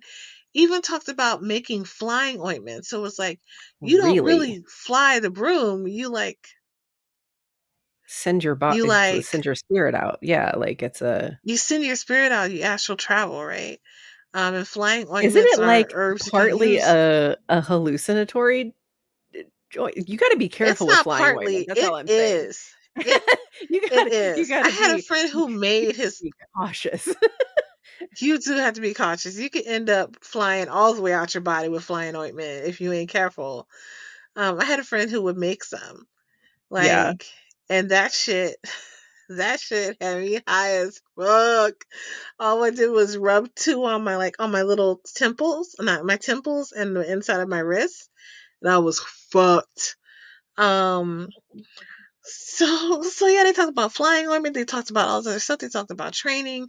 And then I read this book with Merlin in it that was like Merlin being taught and all this other shit. So that's how I learned about like witches are an actual thing in the realm of fantasy and it presented a different picture than was presented by Catholicism. But then I kept researching this other view of witch and found like fantasy and books like that with witchcraft. And then I found that it was like, oh no, this is a real thing that has its own tradition. And I think it was either late elementary school or early high school. I think it was early high school when it was like, oh no, this is a thing you could be.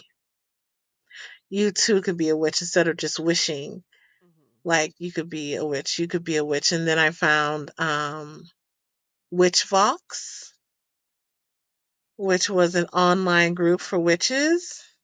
Oh And you yes, could I ask remember questions. There was a Witchvox. forum I was you on can there find. too. That Mm-hmm. one and Mystic Wicks. I remember. Did you were you ever on Mm-hmm. Mystic Wicks? Yeah, Mystic Wicks. Yes, I was. They there was drama. That was some witch Mm-hmm. drama shit on there too. It was entertaining to be Mm-hmm. part of that community. Um, they even had like an after dark section, so it was like which uh which personal ads you could do you could do Oh, to I find a never went there on that part. witchy dating app. It was just so entertaining. Like everything in there was top notch. Mm-hmm. Uh, Awesome. Yeah, that's how I found out about witchcraft was the mm, Spanish Inquisition. that's interesting. I found out Hmm. about it from a guy who was hitting on me. So I worked at a comic shop for a while, about a Hmm. year and a half, 2 years, something like that, during the end of my high school career. And one summer, this guy came back from college and was working in the shop as well. And he liked me. And I asked him about his pentacle necklace one time. And he Hmm. was like, I'll bring you some books. And so he brought me two of Cunningham's books, Oh the wow. Elemental Witchcraft and the first Wicca one. And he was like, "Here, just take a look. If you're interested, let me know. Maybe I can teach you more." And I was just like, Oh. Oh. I was just like, "Okay, whatever, Mm-hmm. it's fine." I still have those books. I never gave them back. They're mine now. I got in trouble for him though, because I think mom found them at one point and was like, lost her mind about it. I don't fully remember, but I tried a candle spell out of it. That elemental book is actually pretty good for teaching candle spells because my candle spells worked immediately. So, but I think I partly always knew because, like I said, when I was in elementary school, I was freaking out because I'm like, oh my God, I'm a witch. I'm going to hell. And of course, my mom's Hmm. like, no, you're not. Shut up. But like, kid me's like, no, I am. It's Hmm. terrible. And now I'm just like, yeah, same as it ever was. It's fine. Calm down, little me. You'll grow into it eventually. It's gonna be okay. I had this intrusive thought ever since I was a kid going through my head. Like, an intrusive thought was, you should sell your soul to the devil. Like, it was constant. Sometimes I still get it. You should sell your soul to the devil. But, like, when I found out that fairy is basically like Satanism, fairy is Luciferian. Are you serious? Friend, what? We got some morning star shit in here? What's going on? It took me until like 6 months before I was supposed to be initiated. Before I realized Satan, like before I realized fairy is a Luciferian tradition. Wow. I was That's literally about to sell intense. my soul to the devil. I found that hilarious. Ah! Is that why people in the tradition can't really leave the tradition? No, you make the forces that you're working with through fairy Mhm. are such intense cosmic forces, and you made a promise, like you devoted yourself to them the way someone devotes themselves to the Morgaine. Like Oh, that's a heavy commitment. that, it is a heavy ass commitment. It's not like, and it becomes a huge part of your life and your existence. Like you are fairy. Mhm. Like that is who you are. Um, but yeah, you're working with these huge, not even, you don't, it's not even elemental forces you're working with in fairy. You're working with universal forces, and you're working with forces that are outside of the universe. Like you're working with the things that keep the universe together. Like that's the shit you're working with. Um, so shit gets it's pretty intense. Let me tell you, the realizations and the astral journeys and shit I've been on in fairy, and the contact with like angel entities, which are completely different than the angels in fairy. The spirits in fairy are like the biblical angels, like multiple eyes and wings. Like Yeah. I woke up once and saw something next to my bed, and it blinked at me with like a million eyes, surprised that I was awake. And I was like, I'm surprised to see you too. Shit. Like, Who invited you into my house? and the thing about it was it had like tentacles under my neck. Mhm. It had tentacles under my neck and under my head. And I had just finished doing this like intense body work on my teacher. And I was hurting so bad. Like, my body was in so much pain, especially my neck and my head. And when I woke up, it's because the pain had gone away. And I woke up to see this like blobulous kind of figure with eyes all over its body. And the only way I could tell it was there, aside from the eyes, was that it was so black. It was blacker than the darkness of the room. And the pain was gone. And then it like looked at me surprised. We looked at each other surprised, and it blinked out of existence. And then and then I started to forget it. And I Mhm. was like, nope. So I rolled over, grabbed my phone, and messaged my teacher. And I'm like, I just saw an angel. I described it and said, let's talk about this in the morning. And then my then partner, turned to me and said, are you okay? And I was like, I just saw an angel. And they're like, of course you did. Now go back to sleep.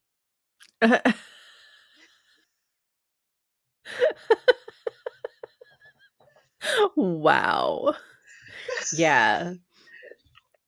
Like working with like any kind of elder god or something that was here before humanity is always so intimidating to me Hmm. because Before the planet. the way that they think is so different that Hmm. like trying to communicate with them is extremely difficult. That's what we're talking about. And that's when I talked about I was doing a possession or possessory work. Mhm. Those are the gods that were possessing my body. Wow, that You must have been have to intense. that god was with me for over a month. That god was with me for like 6 weeks. Wow. Yeah. Arthi. We still kick it. Like, Well, just because you didn't get fully initiated doesn't mean you forgot everything you learned. yeah. No, we still kick it together. But you're working with gods that are like where the elemental forces came from. And so when you do possessory work, there is someone there whose job it is to watch you, keep you safe, and keep everyone safe from you. Because I almost choked a bitch when I got possessed by Lilith. Please to tell more. How are you gonna drop that nugget of a story without telling the full thing? Come on. I need more information. Spill all the tea, not just a drop. Come on. Oh my God. Okay. So this happened at a Pantheon, and we had the fairy suite, and we were doing a ritual. Where we had kicked all of the teachers out of the room, which wasn't supposed to happen. We had kicked them all out. Um, and we just had the students together. We were like, we're gonna Okay. have a magic sleepover. We're gonna call to Lucifer, and like we're gonna have Lucifer come in the room, and we're just gonna chill with Lucifer, right? And I had to be really like clear, like in Luciferian traditions, God, who we call the Christian God, the Judeo-Christian God, is actually the usurper. Is actually the Mhm. one who was like, I'm gonna take over this world and turn its people into my bitches. I mean, that makes And sense. It makes a lot of yeah, sense, honestly. yeah. And then Lucifer was like, let me give these bitches like wisdom and knowledge and try to help them find their way back to the light. Like, Lightbringer. yeah. So Lightbringer, exactly. Exactly. It's even in the name. So like we're gonna hang out and chill with Lucifer, and it's gonna be awesome, blah blah blah. So we did this whole thing where we like cast a circle, call the directions, cast a circle. It was so powerful. I was high as shit. I will admit to that. I was high as shit. We had baked these cookies. I think that was the time I got the Diva cup stuck in my vagina. So like we had I to, remember that. That took you like hours. That's yeah, yeah. that was an No, it was intense in there for session. days It before didn't we it got. take like 4 people to get it out or It took something? 4 people and one tiny-handed lesbian Jesus to Christ. get it out. Um, A but I think tiny-handed lesbian. She's good She with her got hands. she got that thing right out. She got that thing right out. Um, so so we were doing that. We did everything. We set up. We called Lucifer into the room. We're just feeling Lucifer. And then people were like, well, you can't call Lucifer without calling Lilith. So we called Lilith in, and I felt my back started to feel really bad and hurty and achy. And I felt like I was being pulled down to the ground. And then the next thing I know is I'm trying to wrap my hands around one of my friend's throat. Oh And no. then they pull me off, and then I black out again. And then when I come to, I have my tongue firmly in this 7-year-old woman's mouth. Like, we are just going at 70? it. Yeah. Okay, you said 7, and I was like, No, no, you were 70. tonguing a child? Please No, oh no. my God, no, no, Jesus, ew, ugh, ugh. 70, yes, No, 70 is fine. no, I was tonguing an elder. Ugh, I was tonguing an elder, um, who was really, really good at it. Like one of the best top 10 kisses. Um, so yeah, and then I blinked out again, and then I came to, and I was eating cheese and crackers and ham.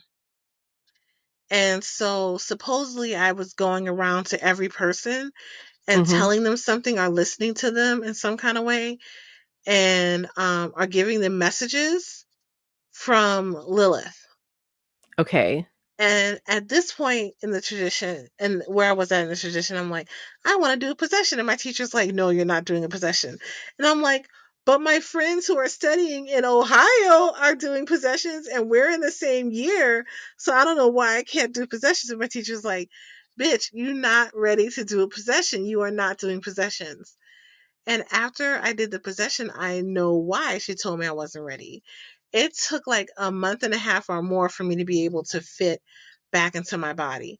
I was so out of my body or pushed out of my Mhm. body that Lilith was in the driver's seat. Lilith was in the driver's seat. Sometimes I was in the passenger seat. Sometimes I was in the trunk.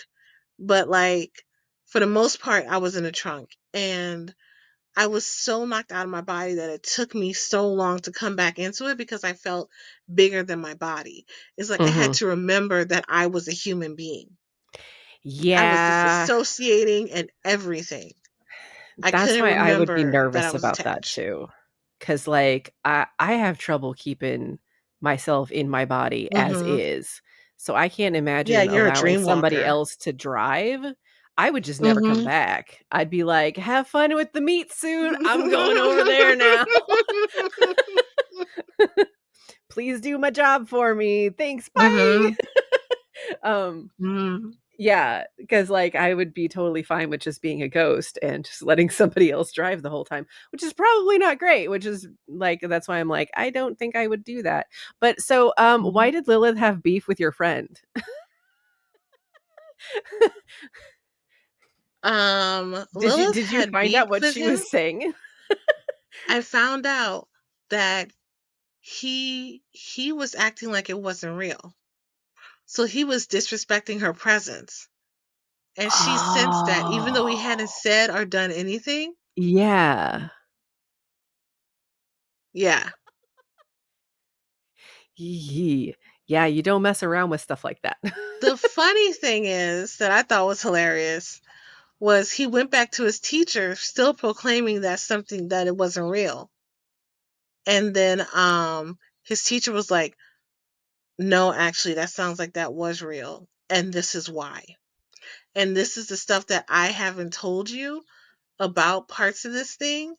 Like like so it verified some of the stuff that happened, Mhm. verified that it was real because things happened that I didn't, I had knowledge in that space that I didn't have knowledge of, Yeah. that no one had told me. So then I was working with Lilith for a while. Lilith also still hangs around. I was like, 'cause she Lilith, I apparently think, likes you a lot. yeah, yeah, she's get painted as a monster, but she's really a mother. She's really a mother. And she's a mother of the weirdos. She's a mother of the weirdo queerdos. She's a mother of anyone who has been called other in any kind of way. And she's a mother of the misfits. She's the mother of the misunderstood. She's got a lot of like mama bear energy. And so when people portray her as this like monster or demoness, it's like, yeah, she's not like light and love. She's not just like fluffy love. She's love with teeth. She's love with knives. Mm. So, because she will protect what's hers. And what's hers are the weird and the feral. So, So, like, yeah. that just that's interesting because are you familiar with the lore for Diablo at all? Mm-mm. So, the latest game, the big bad in the game is Lilith, and What? yeah, she's called the Mother, and What? she's gorgeous. Yeah, they're calling her the Mother, and according to the lore, she created the earth that you're in. And Mm. yeah, she created it and called it sanctuary because there is a Mm. constant war between the demons and the angels, and they were just destroying everything.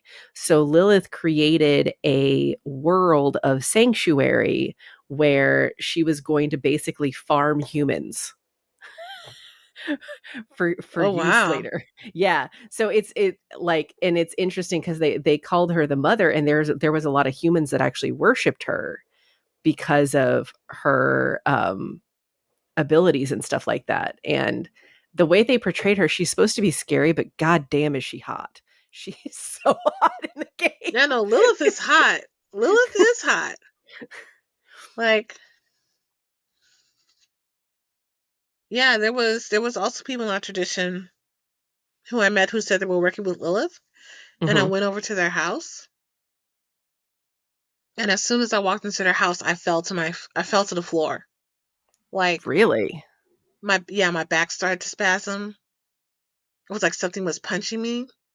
I fell to the floor. I felt something coil up my legs and try to enter into my solar plexus. And they were like, "Oh my god, that's so cool." Because where I landed was right Mhm. above in the basement was their altar. Oh. So where I went down was, and that was supposedly their altar to Lilith. And I'm like, Mhm. and I tried to tell him, "You're not working with Lilith. I don't know who you're working with, but if that's not Lilith's energy, I think, Oh. I think they were working with a Nagini disguised as Oh. Lilith." Yeah, that would make sense. And I think that's another thing to be cautious about is to always make sure of who you're working with when you're working with an entity. Mm-hmm. Like, confirm their name and confirm their energy based on how you feel because yeah, certain deities definitely have certain flavors. And if you're familiar with one and somebody else is saying that they're working with that entity and that flavor is completely different, then they either are lying to you or they don't know who they're actually working with. Yeah. In this case, they really didn't know. They really believed they were working with Lilith. And I saw her in my head, and I could describe her to them, and they're like, that's her." And I'm like, how the fuck can you think this bitch is Lilith? Like, she's vindictive, she's spiteful, she's angry, she's cruel, she's possessive. Like, that's not. I was going to say that doesn't feel like Lilith Mm-mm. at all. Mm-mm. Like Lilith has a dark side, but like she's not evil. And No, that sounds why would someone work with an entity like that? Like sidebar. exactly. Exactly. Like I'm like, why what would the you fuck are y'all choose to doing? do that? That Yeah. seems like that's a choice. That's a choice that they Yeah, that made. is a choice. That's a fucked up choice. It's a choice. Mm-hmm. Like, I've had entities that want to work with me, and if they're too intense, I'm just like, "No." Like, Mm-hmm. the most intense one I'm probably gonna work with is that dream the dream monster, I call it. Um, but at the same time, like, I am extremely cautious because I am 1,000% that it wants to possess me, and I'm scared.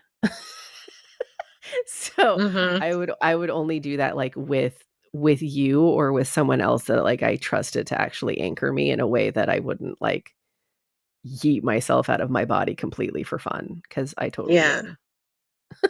would. I totally would immediately. Just like, "No Mm-hmm. more, hurrah." Mm-hmm. Yeah. Bye-bye.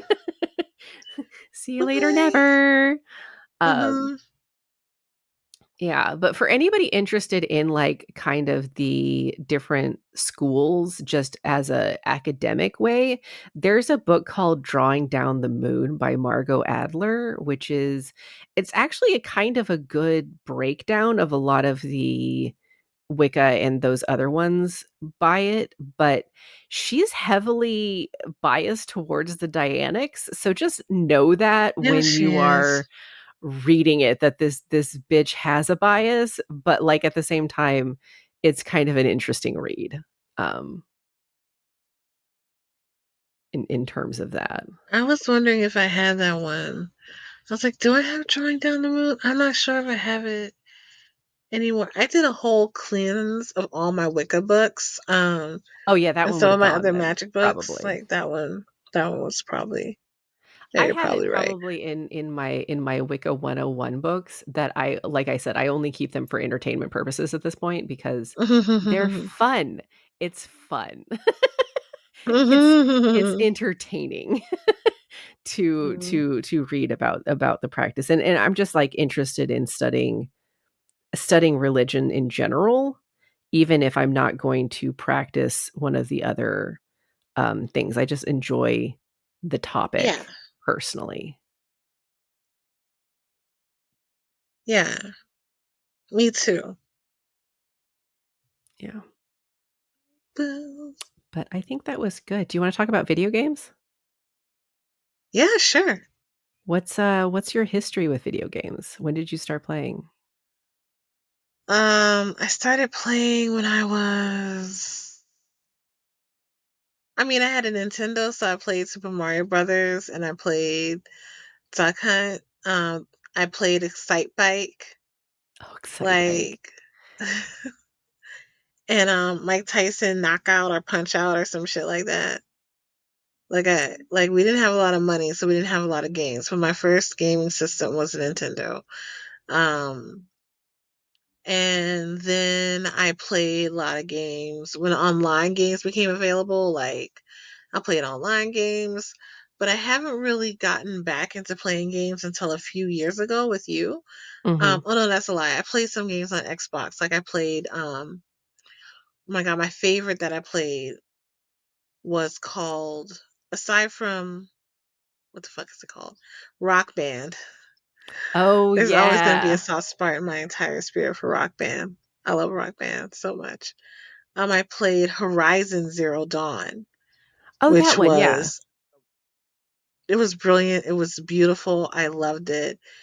And then I was starting to play the next, what, assassin game? What is it called? Assassin's Something Creed? assassin. Assassin's Creed. Now that they had a female lead, I believe that was Assassin's Creed with a female lead. I I think don't remember. I you played some could games. I can't really remember. play you could play a female in the Maybe Roman it one, wasn't Assassin's I Creed. believe. Yeah. Yes, it was Yeah. Roman. You could choose your gender in the Roman one, and you could be gay. Hmm. Um, Ooh, I did not play it that far. yeah. Um, but then, but then I got back into gaming with you. We were playing Power Wash, which was fun. Power Wash is the And best. I They're have apparently like coming out with a 30 new games. download. Oh, you have a Oh, bunch of games that really? you're wanting to play? Yeah, they're doing a Yes. Warhammer 30K update as well, 'Cause you know how they did Tomb Are you Raider and then fucking they kidding did me? No, they're totally doing it. I keep checking every week to see if it's, dropped yet, but it hasn't. I just heard about it last month, and I'm like, "Oh my god, this is gonna be so cool." Um, there's a bunch of games that I play. I have one game in my cart right now, and it's on sale. So I just want to like share that.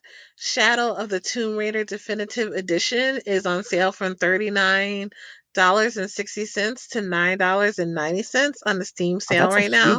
that's a huge sale. So huge sale. So I'm probably gonna get that. I will say with that one, the bad I'll guy put at that on the my end wish is list. so hard. I haven't finished that one 'cause I can't handle the final boss I'm gonna personally. get it. The Oh, setting, man, though, is except for that. really pretty. Like, the setting is gorgeous, Mm. and you end up in, like, this old Aztec village where they're, like, actually living like their ancestors type of thing, and it's really Oh, cool the way that it's beautiful. put together. Yeah, it's gorgeous. I Mm. love all the Tomb Raider games. Just mainly because I like shooting arrows into dudes' faces, and that game allows me to do that a lot. Any game It that allows opens me to up the shoot a door dude for in the face, that. I'm into. I like sniping a lot. I like sniping from far away. You can't see me. Pew Mm. pew. Pew, pew, pew, pew, pew. So I have on my thing to play. I have like a lot of things to play. I finished Aspire, which was really cute. It was a puzzle game. I like that. I started playing Stray, which is about a cat in this post-apocalyptic world, and you're trying to get the cat back out to the Greenland, and it's like just really, fucked up right now. I have Tomb Raider. I have like all three Siberias. I want to finish Subliminal. I just got Star Wars of the Old Republic, which I can't wait to play. Star Wars Old Republic. Can't wait to play that one. Um, and one game that I did finish was Spiritfarer, and I think that was the one that I loved the most. I played that 2 times. And what I loved about Spiritfarer is that you like play this person who like basically is the takes people around in the afterlife to fulfill their last wish Mhm. and then send them to ascension, wherever that ascendant place is. And you get their life stories and you get to plant. You have this humongous boat and you get to garden on it, and you have a textile mill, and you have a crusher, and you get to grow like silkworms and harvest plants and sing to them to make them grow. It's just super fucking cozy. It's Okay. super I'll have to check cozy. that one out. That one's And available for download because I think it's a, um is it an EA game or like a BioWare game of some I believe kind? so. I think it's an EA game because that's a Um, separate subscription, but it's part of the Game Pass, so I can probably download that. Um, okay. And what else do I have that I want to play? I have Ori. One of the games I'm excited to play. Oh, I also have Horizon Zero Dawn here. I played more games than I thought I did. I thought like, oh, I don't play games at all. Cause here's Boyfriend Dungeon. I That was love Boyfriend fun. Dungeon so much. And actually, did I get you That was a Monster lot of Prom? fun. We should play Monster Prom You did. together. I'm looking at Monster Prom right now. I I have to love play that one Monster so Prom. much. But the game that I'm super excited about is Lust from Beyond. L Excuse me? What is this? Lust from It's called Beyond? Lust from Beyond. I'm looking that Yeah, up right it's now. there's this sex cult. It's dark. It's dark. There's this kind of like sex cult thing happening and like to this goddess and it's a first person and I don't even know the storyline of it. It's been so like long since I got it. But I do know in the beginning of the game, you have to enter the world through a giant monster looking vagina. Like all of this Wow. stuff could have been done by the guy who like did the artwork for Tool. and the xenomorphs. Like that's the vibe. A Tool album color cover or Full of xenomorphs. xenomorphs. That is a good vibe though. I am looking Hmm. up. Oh, So okay. yeah, So apparently there is a lot of games involving lust. Um, this is Lust from from Beyond. Beyond. So, There's also Lust Academy, oh no, this is not. It's not. Paradise Lust. Steam has some steamy games. Steam does not give a Steam shit. does have some Steamy game. Steam is So let's like, see. I'm going to show you stuff. Oh, it looks pretty though. It It's and it's pretty weird. juicy. It's pretty weird, and it's literally juicy. So it says it's a psychological horror with occult and erotic themes, and I think It it's a is survival game. it's currently nearly half off. Oh, there's apparently a mature edition or M edition. I think that's what I have. I think that's what I have. I have to open my Steam deck to check, but I think that's what I have. If I don't, then damn, it's pretty close to what I have. Like Less from Beyond. No, I don't have the M version. It's just you still enter through a giant Yeah, vagina. I'm trying to see. So there's the full buy the full set bundle, 69% off. 69 for 1166. I will grab this. I don't have many games on Steam, but I Mhm. have um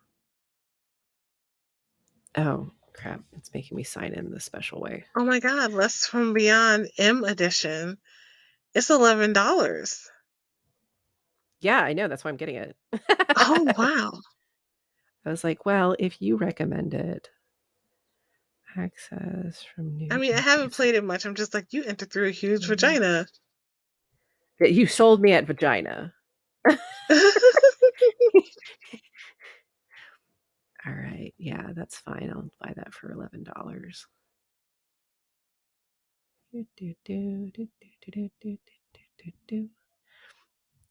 I have Yeah, it says. trying to think what I have on here. On my Steam, yeah, that's fine. Save and continue. It says Cosmic Horror Bundle.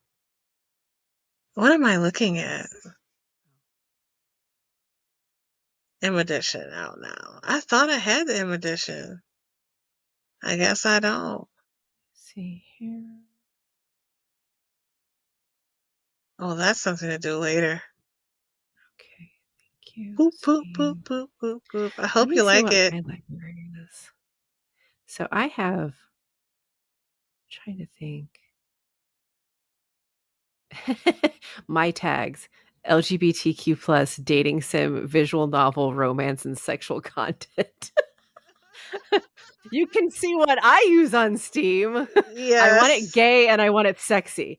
So the ones I have are let me see which ones inventory. Games 9. So I only have 9 games on Steam, but Mhm. most of them are dating sims. Mm. There's the only ones that aren't, I think you got for me because I have Stray and Aspire. Aspire's so cute and Stray is so cute. Like all I the think other you ones that I like them. have are dating sims because Dream Daddy is a dating sim, Monster Prom and Monster Camp are dating sims. Perfect Gold is a lesbian visual novel. Mhm. So May It Ooh, Be unpacking. is a witch dating simulator.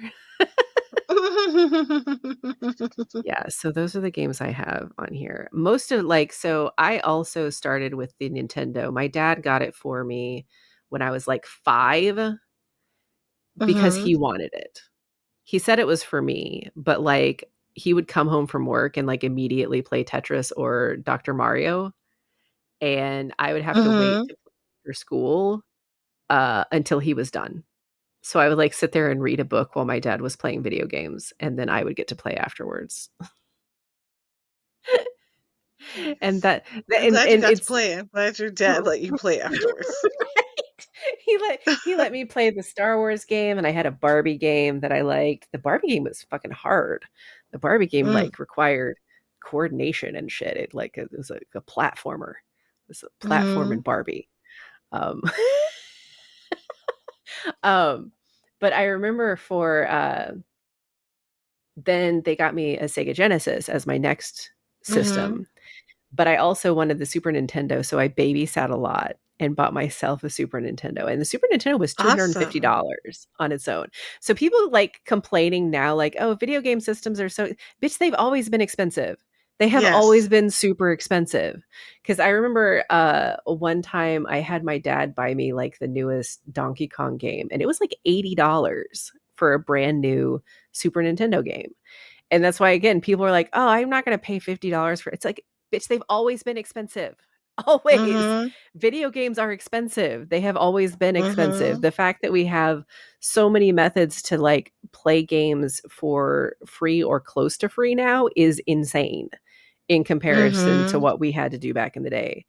The closest I got was actually there was this thing called Sega Channel, and I was talking to my friend about it because, like, not many people knew about it. It was, like, Yeah, I'm like, what's beyond Sega its Channel? years. It was a device that you bought. So it was like you bought the device and then you had, like, a monthly subscription fee of, like, $14, just like Game Pass is now. You connected the device, you, like, shoved it into your Genesis, and then it connected via the cable box. So you would connect it to your Mm-hmm. cable line and plug it in, and it used the cable line to stream Sega games directly into your device. That was ahead of its time. It was massively ahead of its time, and it failed because 1, they didn't market it well.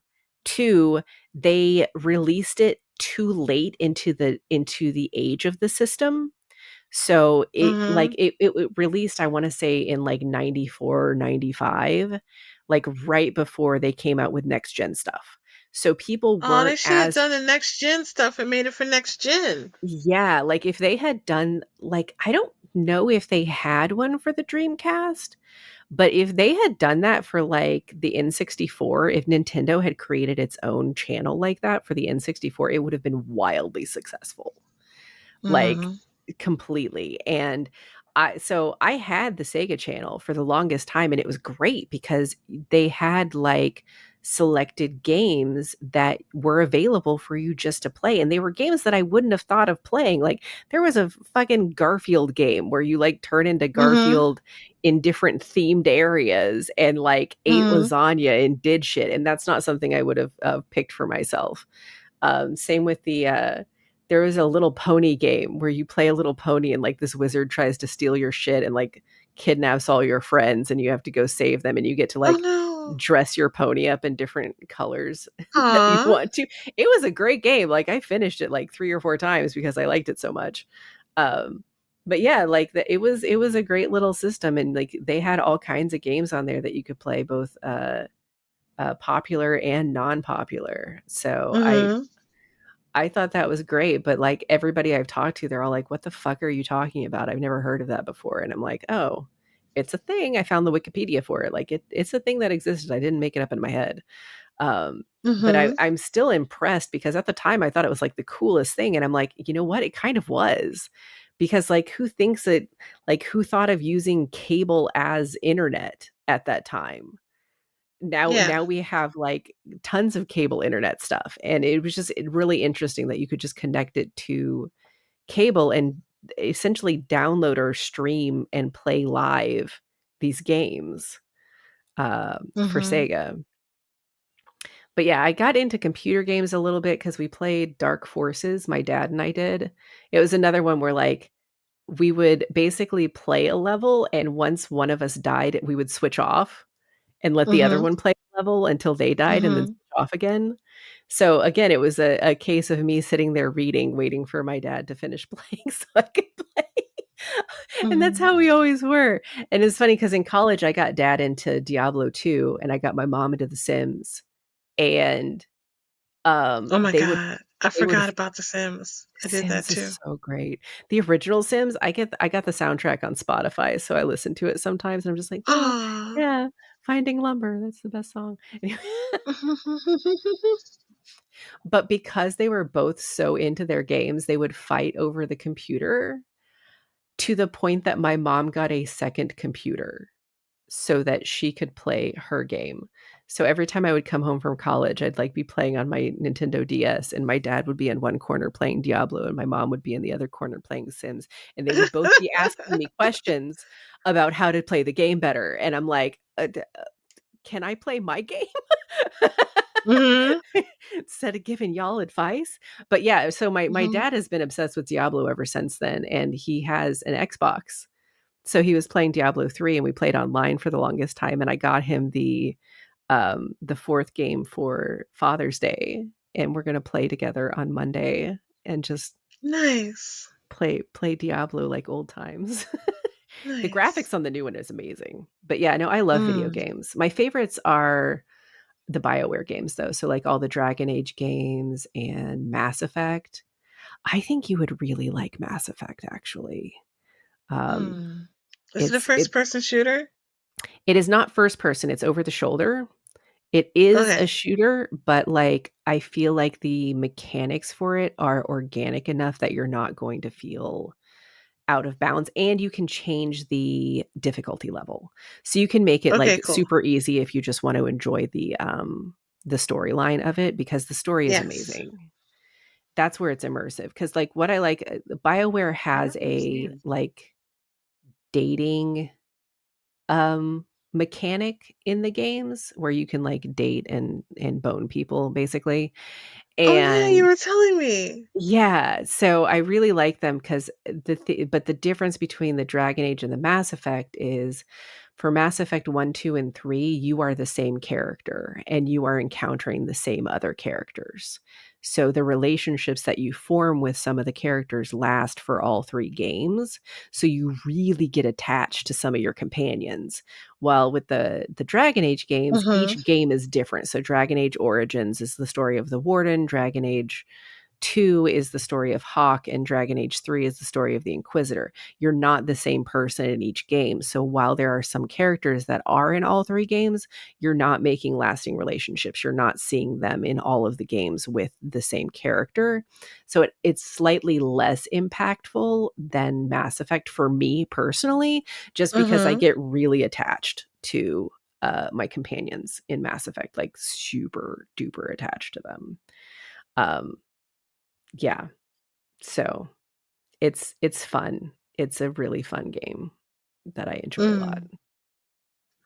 Mm. My favorite game of all time favorite game, um, would have to be a game I forgot that I even played because shit got wild around it, and I kind of had to break up with it and block it out. But I played World of Warcraft, Mhm. um, online, the multi-massive online Yeah. game, and I loved it. I loved the world. We would play for weekends. We were that situation where we got a box of like Little Caesars pizza Mhm. and like Coke or Crush and just play. But we had one computer at the time, and so that did cause stress. And Yeah. then eventually we got another for my birthday because I lived in this house full of dudes who were also computer geeks, and they built me my own computer. And I think Oh, I was at a breaking point. No, they did it because yeah. they needed to. Like they did it Oh. because they were giving me like I was cooking, I was cleaning, I was crying because no one was helping me with the place. Like, and they felt bad for me, so they built me a computer. And I loved it. And I would be playing um World of Warcraft online downstairs while my ex would be playing upstairs. And when I started playing the game, used to get a lot of gifts from guys because I was playing, you know, a girl. Mhm. And when we had on those voice headsets, they could hear that I was actually a girl, so they would give me more stuff. So Yeah. then my ex was like, come talk real quick, come talk right quick. And I'm like, I'm in the middle of a raid. I can't come talk to pretend I'm a girl for you. Like, and we had to stop being in raids together because he would fuck shit up. I didn't fuck shit up. I knew how to use my hunter and my mage. I was not fucking shit up. He was fucking shit up. He always played tanks or whatever. And he's like, well, if you're, we would be going to bed, in bed together, lights out, complete quiet.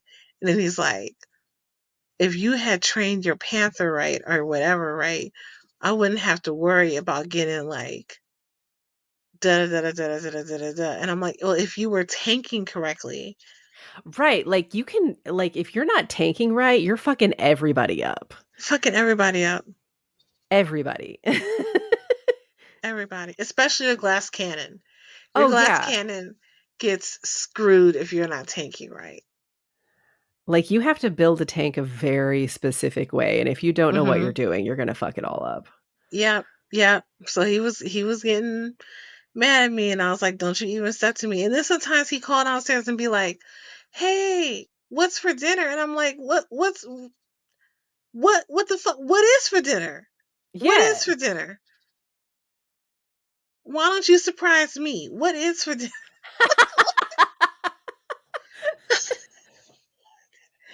And then I got involved in massage school. And I couldn't play anymore because I was working full time and going to school full Mhm. time. Like we were in class 16 hours a week. I never Yeah, thought about that, but that was like, that's a commitment. that's a commitment. Yeah. 16 hours a week. So I didn't have the time to do that between working, commuting, going to school. Like I didn't have time for it. And mm, I also started to resent the game for two reasons. One, he would be late picking me up from school because he was playing a raid or something. Like I would just be outside in the dark for like an hour and a half waiting for him to come pick me up from that area because he was playing a game. And two, I had a friend who met someone on a game and was gonna move to Las Vegas to be with him.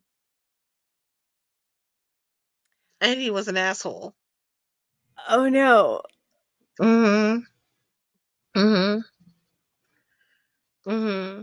And I was like, I'm sorry I even introduced you to this game because bitch, you went crazy. You went crazy. You gonna marry this crazy guy in Las go live with and be with this crazy guy in Las Vegas. We met him. The way I knew he was nuts was one because he would tell her one thing and then he would do another. They were long distance. He was still fucking with her.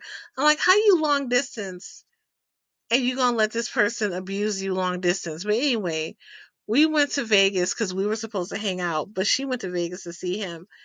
And her mom was like, "You're going along to keep her safe." And then she introduced me as, "Hey, this is my friend, da da da, my name then. Um, they're here to keep me safe." And he looked over at me and he was like, "I could take her." What And the that's when I'm fuck? like, and that's when I said, "I'm not leaving y'all alone." Yep. Mm-mm. Mm, I didn't leave mm, them mm. alone at all. I was like, she's like, "I'm gonna leave the hotel room for a few hours." I'm like, "There's a restaurant downstairs, bitch.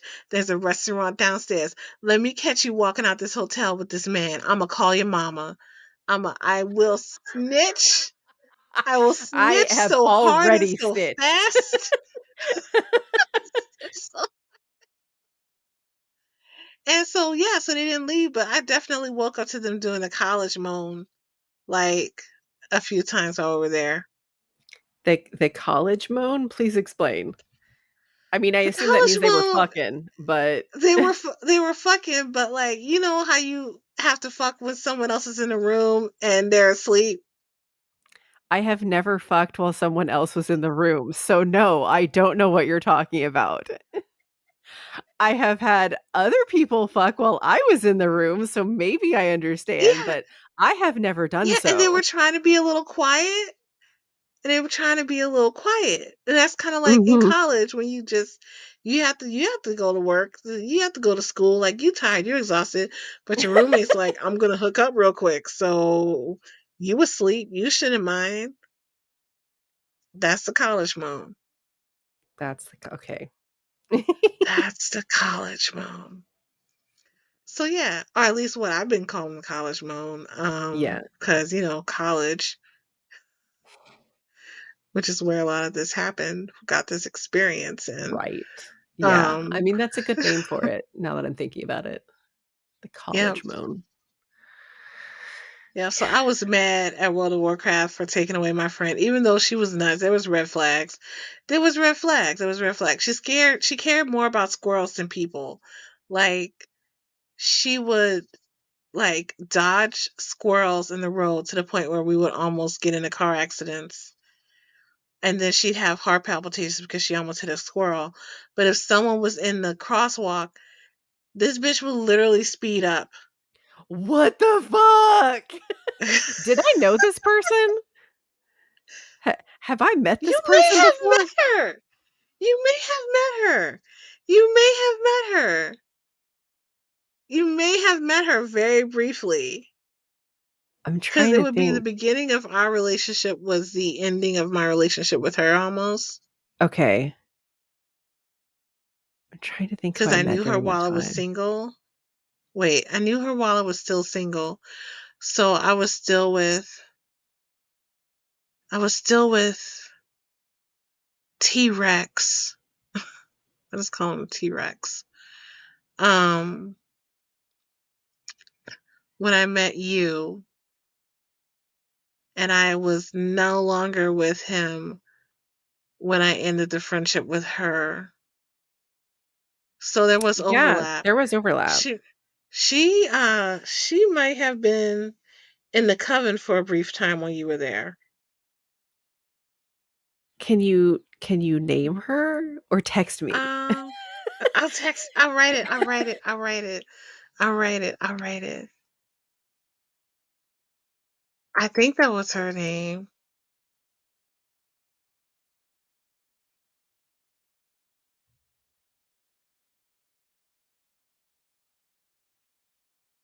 I'm typing it. She was Ah, older. yeah, I do vaguely Um, remember her. yeah, Very vaguely though. I think she may yeah, have been she involved dipped. in my initial interview into the coven, Yeah, but then left very shortly after. yeah, So, yeah, no, I do remember. She gave weird vibes. She gave yeah, extremely she weird did. vibes. The whole way home from Las Vegas, she was like listening to sad 80s hair rock. Cause she was devastated.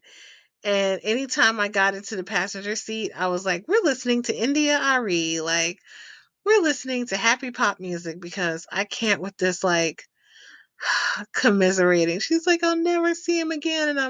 And in my spirit, I'm like, I really hope you don't. But Right? I'm like, there. So yeah, but I loved World of Warcraft. I love the colors, I love the music, I love the updates. Um, I love that I got so involved in it that whenever I was in danger, I would run as if it was real life. I get Um, like that with games too. That's why I can't play horror games because I would literally just throw the controller out the window and mhm, just yeek! mhm, Immediately. Well, okay, I lied. There's two horror games that I very, very, very much love. One of them was on the GameCube, and it was called Eternal Darkness.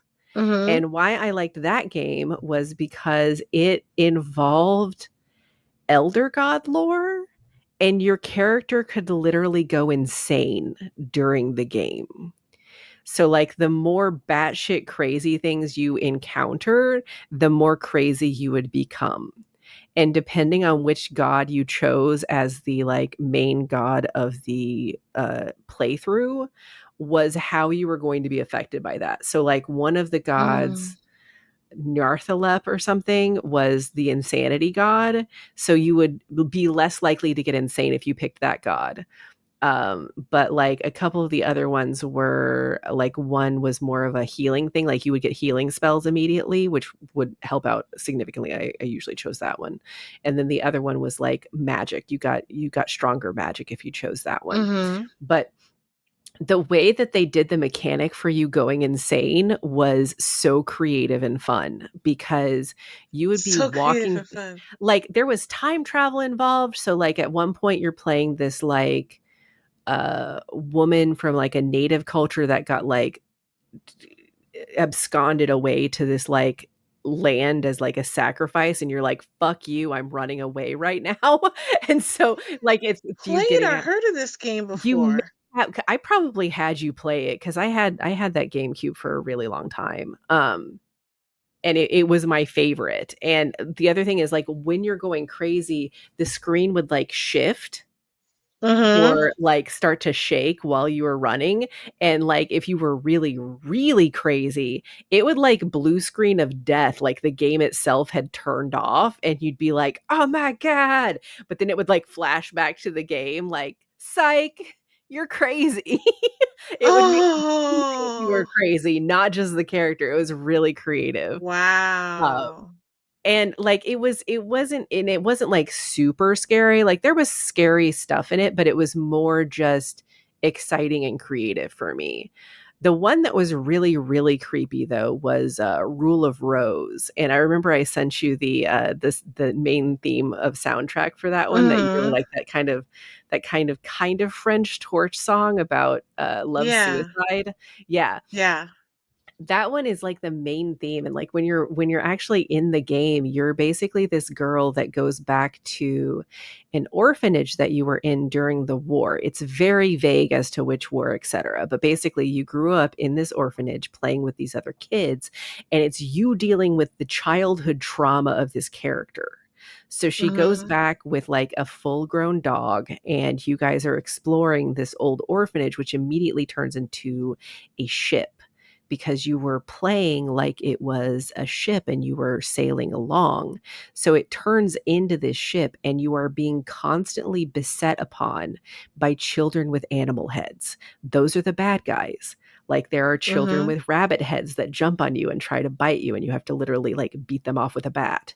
There are children with fish heads that like do this weird like hoppy thing coming after you, trying to eat you. And basically again like so and as you go through the game you're uncovering stories of this girl's past and her trauma of living in this orphanage Mm-hmm. with bullies because some of the other girls are bullies, and dealing with the trauma of some of the other characters and what they had to go through being bullied, as well as the things that happened to her. And I will say, it's very difficult to find this game, so the best you can probably do is look for it online. It's a PS2 game. The publisher of the game went out of business, so they're not porting it over to be like streamed or anything like that. Unfortunately, like you can't download it or purchase it on like Mm-hmm. the PS2 store or anything like that, because since the publisher went under, they don't really have the digital rights to sell for that kind of thing. Um, Mm. and I don't know if any other publisher has tried to purchase the game, but if you try to find the game online, like a few years after it came out, it was already out of print, and you would find it for like $200. It's up to 1,000 now. So like the actual Wow. game itself is extremely expensive to try to find. So I'll just like tell you straight up, if you can find like a let's play just to watch it being played, that will be enough. The soundtrack is amazing. It is on Spotify. Mm-hmm. Um, but like the main trauma that you find out is that the main bully girl, um, you had found this puppy that you really liked. It was the puppy version of the dog that you have with you during the game. And the main bully girl kills the puppy. Oh And no. that's like the main trauma that you have to deal with. The fact that this thing that you found and loved, she found it and decided to kill it to keep it from you. And like, so it's so disturbing and so heart-wrenching, but it's a horror game because you're basically diving into psychological trauma, which is both Mhm. interesting and, like, scary. It's scary digging into the past, and it's scary digging into traumatic experiences. So those are the 2 that I really like because they're not just jump scare games. Like, jump scare games, I find, 1, a little bit boring, but 2, I can't handle them. Like, I don't want to be scared by shit Scared like coming out that. of nowhere. I want either an adventure that has, like, spice to it, or I want, um, something that is deeply creepy and kind of disturbing when I'm playing for horror games. But, my all-time one of my all-time favorite games is the Katamari series. You remember Katamari, right? Where you just roll shit up with a little ball. They released them again. They're called re-rolls, so they're out on probably Mhm. Xbox and PS3 as, like, updated graphics and stuff like that, so I've been playing that a lot lately. So Nice. it's a little mindless, but it's also like a strategy thing where you have to, like, figure out how to get stuff bigger, faster, with Mhm. speed. It's doing it with speed. Games.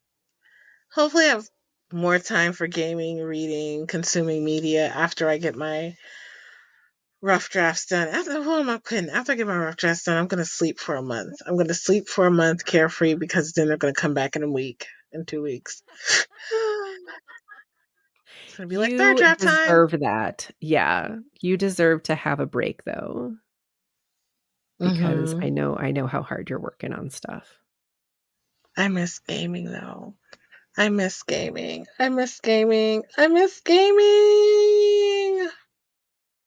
I miss gaming. I also miss my concentration. It's hard for me to game right Right? now too because I cannot focus. Like I'll be like, "Oh, I feel like playing this game." And then I'll be like, "What was I doing? Do I really want to play this?